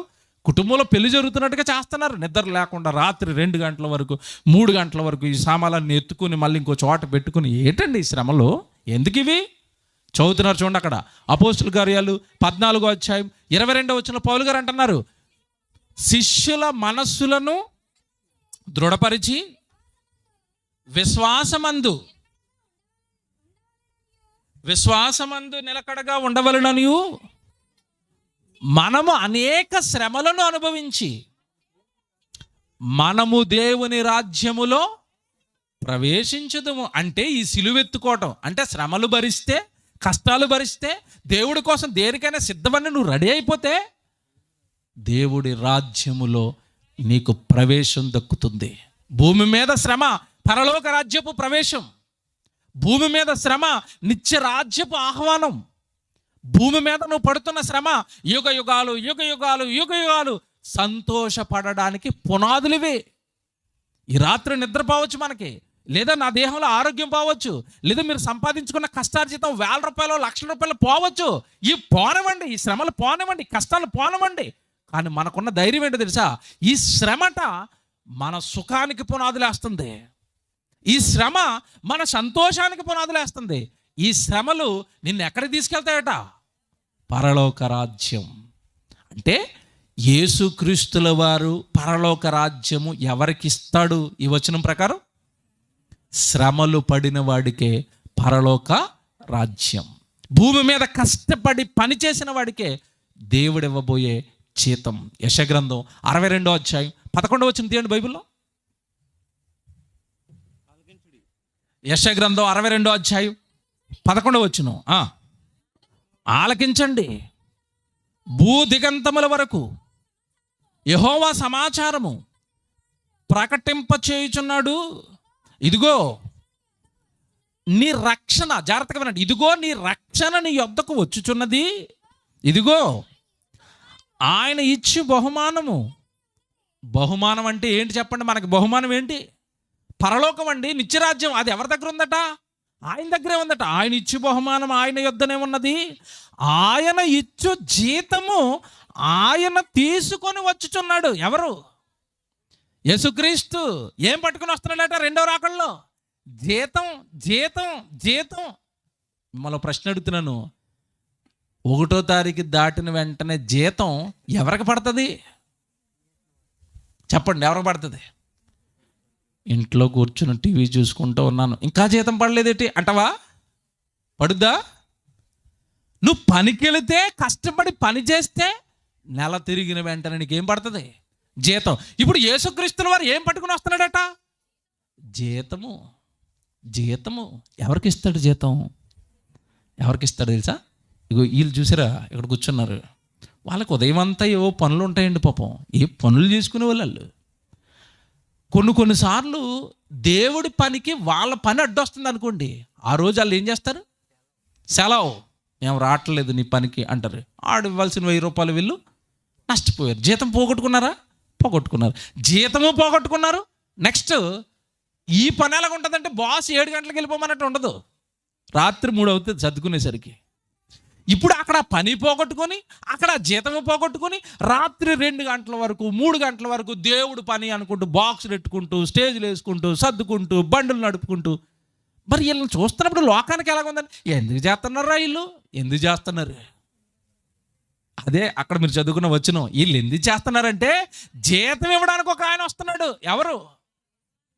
ఆయన బహుమానాలు పట్టుకొని, ఆయన జీతాలు పట్టుకొని, జల్లి కొమ్మరిని అతరగొట్టేశారు మీరు అని జీతం పట్టుకుని వస్తాడు.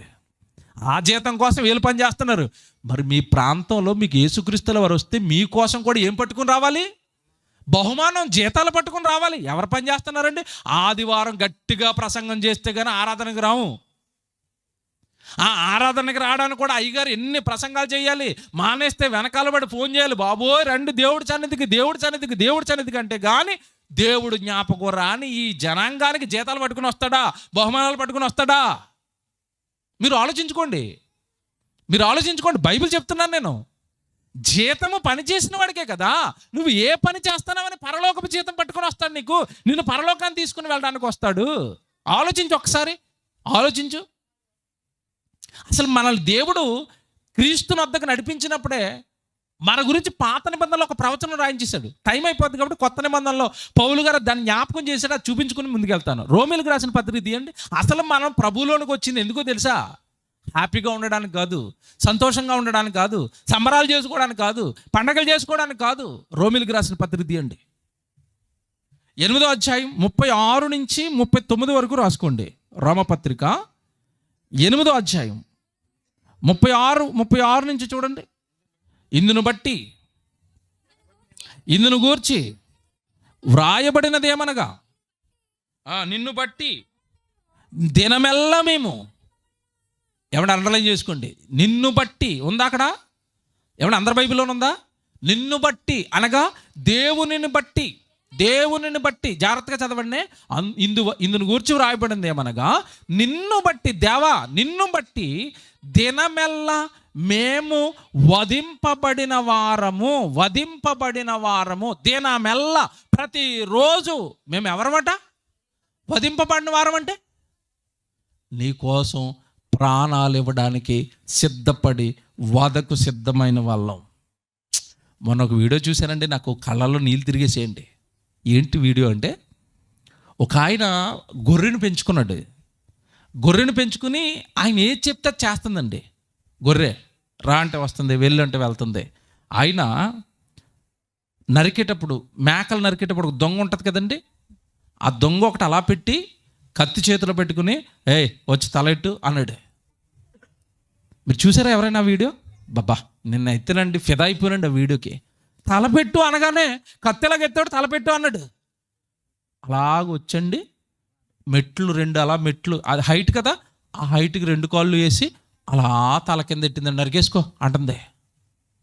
బాబోయ్ నాకు నిజంగా నాకు అసలే జంతువులంటే పిచ్చి. అది అలా చేయగానే మేమేంటి ఇలా మారలేదు దేవుడి కోసం, నేను నాకు ఏం చేసినా దేవుడు కరెక్ట్ చేసుకుంటాను, నేనేంటి ఇలా తలెట్టేయట్లేదు ఆయన కోసం, ఎవడు నరుకుతాడు నరకండివా అంటలేదు మనం. ఇంకా అంటున్నావా?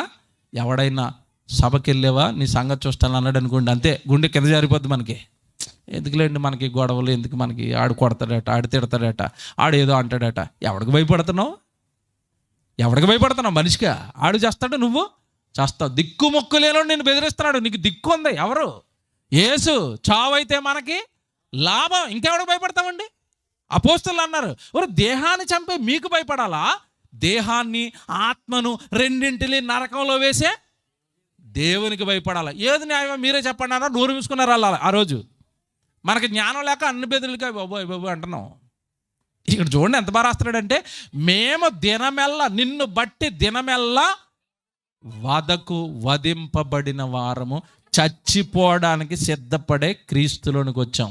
నా మట్టుకైతే బ్రతుకుట క్రీస్తు, చావైతే అది క్రైస్తవ్యం అంటే. ఇప్పుడు తర్వాత మాట చూడండి, అక్కడ తర్వాత మాట,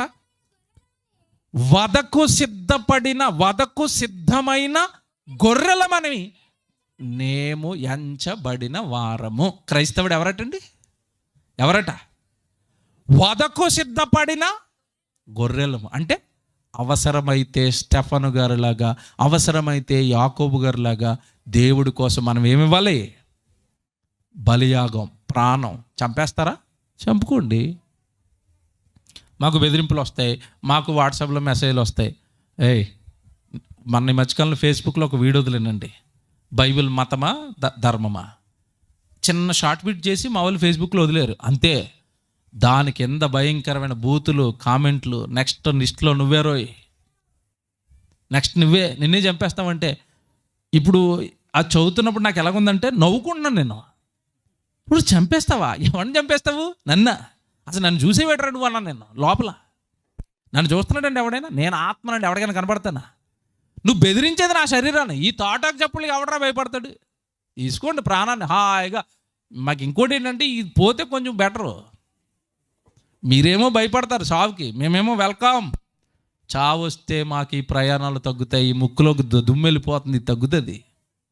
ముక్కులో దుమ్ము పీల్చుకోలేకపోతున్నాం ప్రయాణాలు చేసి చేసి. ఎవడికండి భయపడితే? క్రైస్తవుడు ఈ వచనాన్ని నమ్మాలి. ఏ వచనం? నీ కోసం శ్రమ పడతాను తండ్రి, నీ కోసం కష్టాలు పడతాను తండ్రి, అవసరమైతే నీ కోసం వధకు సిద్ధమైన గొర్రెవా పరలోక రాజ్యాన్ని చూస్తావు. అంతే తప్ప నాకు శ్రమలొద్దు, నాకు కష్టాలు వద్దు అంటే నువ్వు మిస్ అయిపోయేది పరలోక రాజ్యం. కష్టపడిన వాడికే జీతం, శ్రమపడిన వాడికే పరలోకం. ప్రకటన గ్రంథం చూపిస్తాను చూడండి, 7వ అధ్యాయం. ఎవరు వెళ్తారో పరలోకానికి కరెక్ట్గా రాశాడు దేవుడు. ప్రకటన గ్రంథం 7వ అధ్యాయం మీరు 13 నుంచి చూడండి. ప్రకటన గ్రంథం 7వ అధ్యాయం 13, 14 చదువుతారండి. పెద్దలలో ఒకడు తెల్లని వస్త్రమును ధరించుకొని, వీరెవరు, ఎక్కడ నుండి వచ్చిరని నన్ను అడిగాను. యోహాన్ గారు అడుగుతున్నాడు దర్శనంలో చూసి, వీళ్ళు ఎక్కడి నుంచి వచ్చారని అడుగుతున్నాడట. అందుకు నేను, అయ్యా మీకే తెలియదు అనగా, దూతతో ఎవడు యోహాన్ గారు మాట్లాడితే, నాకేం తెలుసు ప్రభు, మీకే తెలుసు అంటున్నాడు. అతడు ఇలాగూ నాతో చెప్పాను, వీరు ఏమండి ఇదేంటో తెలుసా సందర్భం, ఆల్రెడీ భవిష్యత్తులో ఏం జరుగుతుందో యోహాను గారికి దేవుడు దర్శనంలో చూపించేశాడు, ఫ్యూచర్ చూపించాడు. పరలోక రాజ్యానికి ఎవరు వచ్చారో చూపించాడు ఈయనకి. పరలోక రాజ్యంలో ఎవరున్నారో చూపించాడు. దూత వచ్చి అడుగుతుంది, బాబు యోహాను గారు వీళ్ళు ఎవరో తెలుసా నీకంటే, నాకేం తెలుసు బాబు, నీకే తెలుసు, చెప్పు బాబు అంటే, చెప్తాను జాగ్రత్తగా విను. వీళ్ళు ఎవరో తెలుసా? ఈ పరలోక రాజ్యంలో దేవుని ఎదుటిన్న వాళ్ళు ఎవరో తెలుసా? ఈ పరలోక రాజ్యం అనే ఆస్తిని, నిత్య రాజ్యాన్ని, ఆకలి దప్పికలు లేని మహాలోకాన్ని స్వతంత్రించుకున్న వీళ్ళు ఎక్కడ నుండి వచ్చారో తెలుసా అని అంటున్నాడు. ఇప్పుడు ఎక్స్ప్లెనేషన్ ఇస్తున్నాడు, వాళ్ళు ఎవరో ఎక్కడి నుండి వచ్చారో. వీరు మహాశ్రమల నుండి, అంటే పరలోకానికి వేటుకుండా వెళ్ళారట. మహాశ్రమల ద్వారా పరలోకానికి వెళ్ళారట. యాకోబుని తల నరికేస్తే పరలోకం, స్టెఫనుని రాళ్లతో కొట్టి చంపేస్తే పరలోకం, యేసుక్రీస్తుల వారిని సిలువకేసి చంపేస్తే పరలోకం, పేతురు గారిని భయంకరంగా తలక్రిందులుగా ఎవరిని సిలువకేసి చంపేశారు తర్వాత పేతురు గారిని, పరలోకం. యోహాను గారి పద్మాసు దీపంలో బందీ చేసేసి హింసించి హింసించి హింసించి చంపారు ఆయనకేంటి పరలోకం. అంటే క్రీస్తు పక్షాన భూమి మీద ఎవడైతే శ్రమనొందుతాడో, ఎవడైతే ప్రాణాలు సహితం ఇవ్వడానికి సిద్ధపడతాడో వాడు ఎక్కడికి వెళ్తున్నాడట? శ్రమల గుండా. వీరు ఎక్కడి నుండి వచ్చిన వారు అంటే, వీరు మహాశ్రమల నుండి.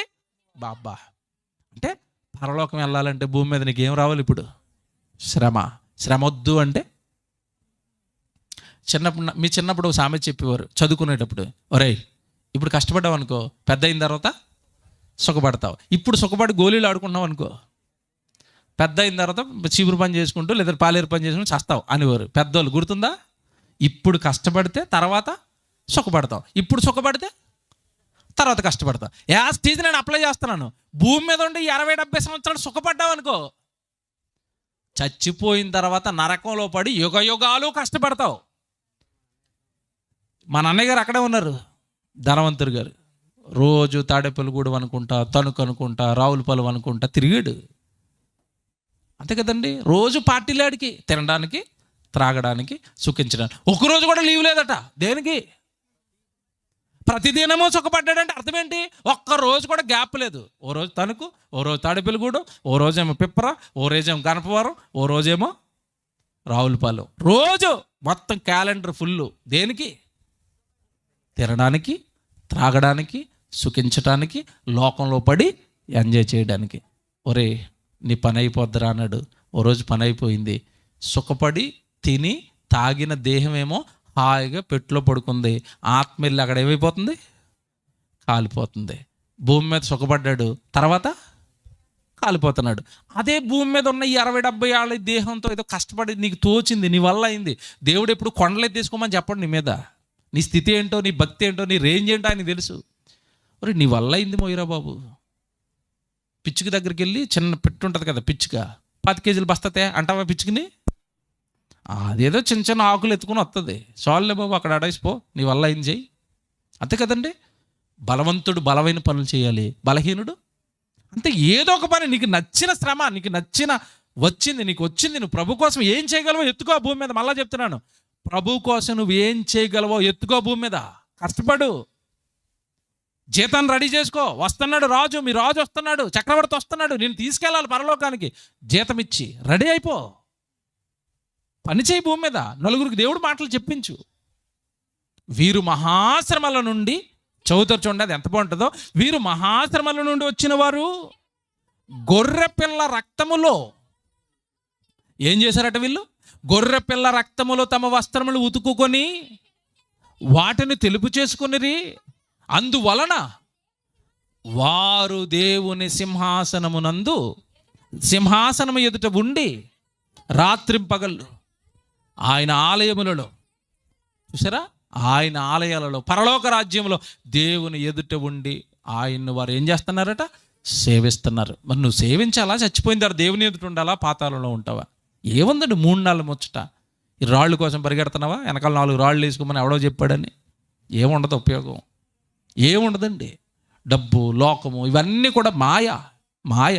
ఈ లోకపు నటన గతిస్తుంది. యేసుప్రభు వస్తే మొత్తం కొలాప్స్. ఇదంతా ఏముండదు. డబ్బు, బంగారం, భూములు, ఆస్తులు, ఇల్లులు, పొలాలు, వస్తువులు అన్నీ ఆవిరైపోతాయి. ఏముండదు. ఇది కొలాప్స్, కూలిపోద్ది అంతే. టెంపరీ టెంట్లు ఇవన్నీ ఒక రకంగా చెప్పాలంటే సృష్టి టెంపరీ టెంట్. ఇది అప్పుడప్పుడు ఎన్నికలు అయినప్పుడు పోలీసు వాళ్ళు వేసుకుంటారు. వేస్తారు టెంట్. ఎన్నికలు అయిపోతే టెంట్లు వేపేస్తారు. ఇప్పుడు టెంట్ వేసాడు దేవుడు. మనకేమో టెంట్ అని అర్థం కాక ఇదో బంగారంలా కనబడుతుంది మనకి. టెంట్ అండి ఇది, ఆకాశం టెంట్. భూమి కింద చిన్న ఫ్లోరింగ్ చేసి వదిలేడు. యేసుప్రభు వచ్చేయడానికి టెంట్ కూలిపోద్ది ముందు. ఏది? ఆకాశం వచ్చి భూమి మీద అడిపోద్ది, భూమి అంతా లయమైపోద్ది. ఏముంది ఇక్కడి నుంచి పట్టుకెళ్ళడానికి? పోనీ నీ ముందర తరాల్లో ఉన్నవాడు ఎవడైనా 100 కోట్లు సంపాదించి 50 కోట్లు అట్టుకుని వెళ్ళిపోయాడా? 50 కోట్ల పిల్లలకి ఇచ్చి కళ్ళు ఎదురుకుండా చూస్తున్నావు కదా, ఎవడేం పట్టుకెళ్తున్నాడు ఇక్కడి నుంచి? మరి ఎందుకు లోకంలో బ్రతుకుతున్నావు ప్రభుని విడిచిపెట్టి? ప్రభు దగ్గరకు వచ్చి కూడా లోకంలో బ్రతుకుతూ ప్రభు పని చేయక, ప్రభు కొరకు శ్రమ పడక, ప్రభు కోసం ఇలాంటి కార్యాలు ఏమి చేయక కూర్చుకుని డబ్బుతో ఏం చేస్తావు? ఏటి ఉపయోగం దానివల్ల? సంపాదించినోడు ఏమి సాధించాడు దాంతో? కనుక శ్రమ, కష్టం భరించండి. మీకున్న కష్టార్జితాన్ని దేవుడి కోసం ఖర్చు పెట్టండి. అది కూడా శ్రమే. నువ్వు కష్టపడి ఎక్కడో పని చేసుకుని చెమటోడ్చి సంపాదించావు కదా, దాంతో సువార్త పని చేయి. అది కూడా నువ్వు ప్రభు కోసం శ్రమ పడినట్టే. నేను మీ నిమిత్తం నా ప్రాణం పెట్టాను, మీరు మీ సహోదరుల నిమిత్తం ప్రాణము పెట్ట బద్దులు. ఖచ్చితంగా పెట్టాల్సిందే. ఎవడైతే సహోదరుడు కోసం ప్రాణం పెడతాడో వాడికి నేను పరలోకం ఇస్తాను. ప్రాణం పెట్టడం అంటే ఈ దేహంలో ఉన్న రక్తమే దేహానికి ప్రాణం. ఆ రక్తాన్ని ఖర్చు పెట్టు, ఆ రక్తాన్ని ఖర్చు పెట్టు. ఈరోజు ఖర్చు పెట్టిన ఏమండి 1,00,000 రూపాయలు 1,50,000 ఖర్చు అవుతుంది 3 రోజులకి. అది ఎక్కడదంటే పొలంలో పని చేస్తున్నప్పుడు వాళ్ళ రక్తం అంతా చెమటక కారిపోయింది. ఆ జీతాన్ని పట్టుకొచ్చి సభలు పెట్టారు. వాళ్ళ రక్తం ఖర్చు అయింది మీకు వాక్యం చెప్పించడం కోసం, నేను వాక్యం వినడం కోసం, మనం భోజనాలు చేయడం కోసం, మనం ఇలా 3 రోజులు దేవుడి సన్నిధిలో ఉండడం కోసం వాళ్ళ రక్తం ఖర్చు పెడితే 3 రోజులు సభలు జరుగుతున్నాయి. రక్తం, వాళ్ళ ప్రాణాన్ని పెడుతున్నారు ప్రభు కోసం. నువ్వెప్పుడు పెడతావు? నువ్వెప్పుడు ఆలోచిస్తావు ఇలాగా? నువ్వెప్పుడు ఈ మంచి మంచి సంగతులను సమాజానికి చెప్తావు? ఎన్ని బైబిల్లో ఉన్న ఎన్ని వచనాలు అపార్థం చేసుకుని ఏమైనా అబద్ధాలను బ్రతుకుతున్నారు నీ సోదరులు. నిన్ను నమ్మిన, నీలాగే ప్రభుని నమ్మిన వాళ్ళు సోదరులు ఎంతమంది అబద్ధంలో ఉన్నారు, ఎంతమంది అసత్యంలో ఉన్నారు. నీకేమీ అనిపించటం లేదా? వాళ్ళకి సత్యాలు చెప్పాలని అనిపించటం లేదా? ఈరోజు మనం ఈ సభ ఎట్టబట్టి మనల్ని మోయమన్న సిలువేదో చక్కగా కూర్చొని నేర్చుకున్నాం. సభే లేకపోతే మనం ఏ సిలువు మోయమని దేవుడు మనకు చెప్పాడు మనకు అర్థమయ్యేదా? అర్థం కాదు. మరి ఇలాగ అనేక మందికి సత్యవాక్యాన్ని సమాజానికి పరిచయం చేయవలసిన నువ్వు ప్రభువుని నమ్మి కూడా ఏ పని ఎత్తుకోక, ఏ శ్రమ ఎత్తుకోక నీ జీవితాన్ని కనుక ముగించేస్తే ప్రభు దగ్గర నీకేం దక్కదు? జీతం రాదు, పరలోక రాజ్యానికి అనర్హులం అయిపోతాం. కనుక క్రైస్తవుడు మోయవలసిన సిలువ సువార్త కోసం శ్రమ. అది చెప్పి ముగించేస్తాను. రోమపత్రిక రండి. రోమపత్రిక మీరు చదువుకున్న మొదటి వచ్చిన చదివండి, ముగించేస్తాను. 34, 35, 36 చదువుదాం. రోమపత్రిక 8, మార్క్స్ వార్త, మొదట చదువుకున్నాం కదా, మార్క్స్ వార్త 8వ అధ్యాయం 34, 35, 36. అసలు సిలువెత్తుకోమన్న దేనికో అక్కడ క్లారిఫికేషన్ ఇచ్చాడు. ఇప్పుడు చదివితే అర్థమవుతుంది మీకు. ఇదంతా విన్న తర్వాత చదివితే కింద 2 వచనాలు అర్థమవుతాయి. అంతటా ఆయన తన శిష్యులను జనసమూహమును తన యొద్దకు పిలిచి, నన్ను వెంబడింపగోరువాడు తన్ను తాను ఉపేక్షించుకుని తన సిలువను ఎత్తుకొని నన్ను వెంబడింపవలెను. ఇక్కడ జాగ్రత్తగా వినండి. సిలువెత్తుకుని నన్ను వెంబడించాలని చెప్పి నువ్వు గనక నా సిలువ మోయకుండా, అంటే నా సువార్త పని చేయకుండా, నా కార్యక్రమాల్లో ఉండకుండా లోకంలో గనక బ్రతుకుతావేమో అని, ఇదిగో లోకం కోసం నీ ప్రాణాన్ని గనక ఖర్చు పెట్టావా చెప్తున్నాడు. చూడండి, వచ్చిన జాత చదువమ్మా. ఒకడు తన ప్రాణమును రక్షింపకొనగోరువాడు దానిని పోగొట్టుకుంటాడు. నా నిమిత్తమును, సువార్త నిమిత్తమును, ఇదిగో నీ ప్రాణమును గనక పోగొట్టుకుంటే ఖచ్చితంగా దేహాన్ని కూడా నేను రక్షిస్తాను. నువ్వు లోకం కోసం ఇస్తున్నావా నీ దేహాన్ని, నీ ప్రాణాన్ని? నా సువార్తకి ఇచ్చావా? లోకాన్ని సంపాదించడానికి కనుక ఇచ్చావా, నీ ప్రాణాన్ని పోగొట్టుకుంటావు. నీ దేహం తిరిగి మళ్ళీ బ్రతకతో నరకానికి పోద్ది. నా నిమిత్తము, సువార్త నిమిత్తము నీ ప్రాణాన్ని గనక పోగొట్టుకుంటే ఆ ప్రాణాన్ని తిరిగి మరలా నేను నిలబెడతాను అంటున్నాడు. తర్వాత మాట చూడండి అక్కడ, నెక్స్ట్. ఒకడు సర్వలోకాన్ని సంపాదించుకొని తన ప్రాణమును పోగొట్టుకుంటే, ఏమండి ఎంత పెద్ద మాట తెలుసండి అది? ఎంత పెద్ద మాట తెలుసా? లోకం అంతా సంపాదించుకో అంటే భూములు సంపాదించుకుంటావా, వెండి ఈ లోకాన్ని, భూలోకంలో ఏమి సంపాదించుకుంటావో సంపాదించుకో. ఒకడు లోకమునంతా సంపాదించుకుని తన ప్రాణమును పోగొట్టుకుంటే వాడికి ఏం ప్రయోజనం? బైబిల్లో ఒక ధనవంతుడు ఉంటాడు, లూకాసు వార్త 12వ అధ్యాయం మీ అందరికీ తెలిసివాడు. బాగా పంటలు పండేస్తే కొట్లు విప్పేసి కొత్త కొట్లు కట్టేసుకున్నాడు. మొత్తం కూర్చుకున్నాడు. వాడి ప్రాణంతోనే వాడు మాట్లాడేసుకుంటున్నాడు. ఏమని? ప్రాణమా తిను, త్రాగు, సుఖించు, నీకు సంవత్సరములకు సరిపడా సంపద నేను కూర్చేశాను, తిను తాగు అంటే దేవుడు వచ్చాడు. జ్ఞానవంతుడా అనడా? వేస్ట్ ఫెలో అనడు. వేస్ట్ ఫెలో, ఈ రాత్రే నీ ప్రాణాన్ని తీసేస్తున్నాను, నీకు ఇక గుడ్ మార్నింగ్ ఉండదు, ఎవడెవడికి చెప్పాలో లాస్ట్ గుడ్ నైట్ పెట్టుకో అన్నాడు. అంతేనా? ఈ రాత్రే నీ ప్రాణాన్ని తీసేస్తానన్నాడు. వాడికి తెల్లవారి గుడ్ మార్నింగ్ లేదండి. ఎవరికైనా వాట్సాప్లో పంపుకుంటే లాస్ట్ గుడ్ నైట్ పంపేసుకో బాబు, నువ్వు తెల్లారేసరికల్లా చచ్చిపోతావు అన్నాడు. ఇప్పుడు ఈ సంపద ఏం చేసుకోవాలి చెప్పండి? మీరు ఆలోచించండి. సంపద ఏం చేసుకోవాలి? ఇదే మాట చెప్తున్నాడు అక్కడ యేసుప్రభు. ఏమని? ఒకడు లోకమునంతా సంపాదించుకొని వాడు తన ప్రాణమును పోగొట్టుకుంటే ఏం ప్రయోజనం? 4 సువార్త సభలు చేసి ప్రాణాన్ని పోగొట్టుకున్నాడు అనుకోండి, ప్రయోజనం ఉంది. వెల్కమ్ మై సన్, భూమి మీద నా కోసం బ్రతికేవరా, వచ్చే పరలోకానికి అంటాడు. ప్రయోజనం ఉంది దాంతో.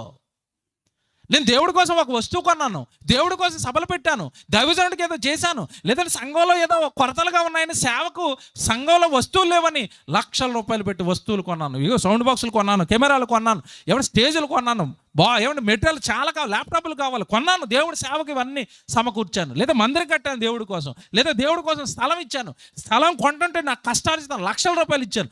ఏమైనా ఉన్నాయా నీకు చెప్పుకోవడానికి? దేవుడి కోసం ఏమైనా ఉన్నాయో చెప్పుకోవడానికి? లోకమును సంపాదించుకొని చస్తే వాడికి ఏమి ప్రయోజనము? యేసుప్రభు డైలాగ్ అది. తర్వాత చూడండి, మనుష్యుడు తన ప్రాణమునకు ప్రతిగా ఏమిస్తావరా? ప్రాణాన్ని పోగొట్టుకుంటే నీ డబ్బు నీ ప్రాణాన్ని ఏమైనా కాపాడుతుందా? ప్రాణానికి ప్రతిగా, ప్రాణానికి ఈక్వల్గా నీ డబ్బు నిలబడుతుందా? నీ ఆస్తి నిలబడుతుందా? నీ వస్తువులు నిలబడతాయా?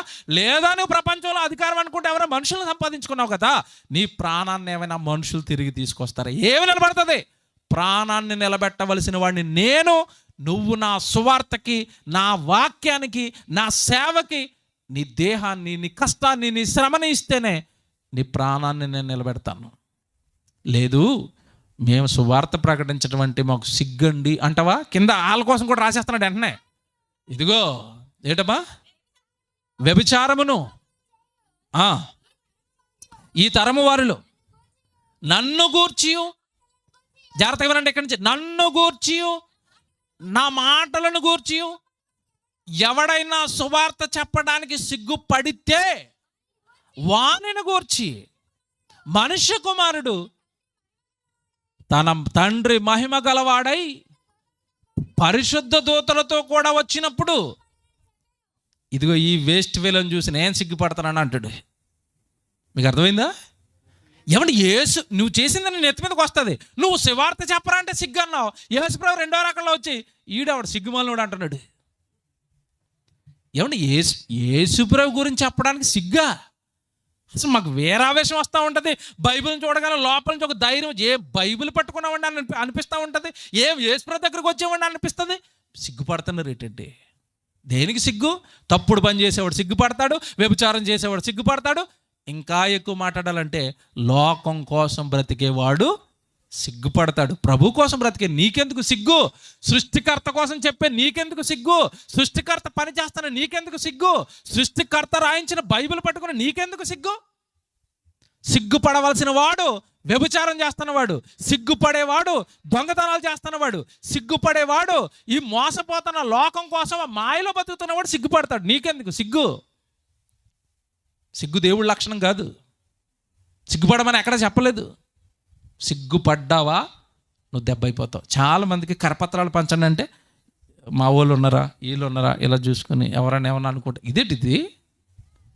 ఇటు సువార్త చేయడానికి సిగ్గా, కరపత్రాలు ఇవ్వడానికి సిగ్గా? చిచ్చిచ్చే.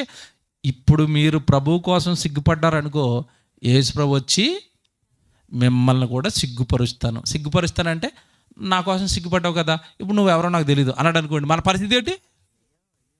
అమ్మ బాబాయ్ ప్రభు నేను బాప్తీసం తీసుకుని గుడికి వెళ్ళాను ప్రభు అంటే, లేదు నువ్వు నా కోసం సిగ్గుపడ్డావు, వద్దు నాకు అంటాడంత సింపుల్ అండి. ఎందుకు సిగ్గుపడుతున్నారు దేవుడి పక్షాన్ని నిలబడడానికి? సిగ్గుపడకండి, రొమ్ము విరుచుకొని ధైర్యంగా సృష్టికర్త సువార్త కోసం నిలబడండి. సిగ్గుపడ్డం ఏంటండి? సిగ్గుపడ్డం దేనికి? ఎవరి కోసం సిగ్గుపడతాం? దేనికి సిగ్గుపడతాం? ప్రభువును ప్రకటిస్తున్నాం, సృష్టికర్త ధర్మాన్ని ప్రకటిస్తున్నాం. ఎక్కువ మాట్లాడితే సృష్టి అంతా కూడా మనం చెప్పే సువార్త కోసం ఎదురు చూస్తాం తెలుసా. ఈ ప్రసంగం కోసం మొత్తం గోడలు ఇవన్నీ లైవ్లో వేసుకుని కూర్చుంటాయి. ఏమొస్తుందో సిలువని కూర్చిన వార్త వెయిట్ చేస్తున్నాయి. ఒక పక్క ప్రకృతి సువార్త వింటుంది, ఒక పక్క జనమందరూ కూడా సృష్టికర్త కోసం వింటున్నారు.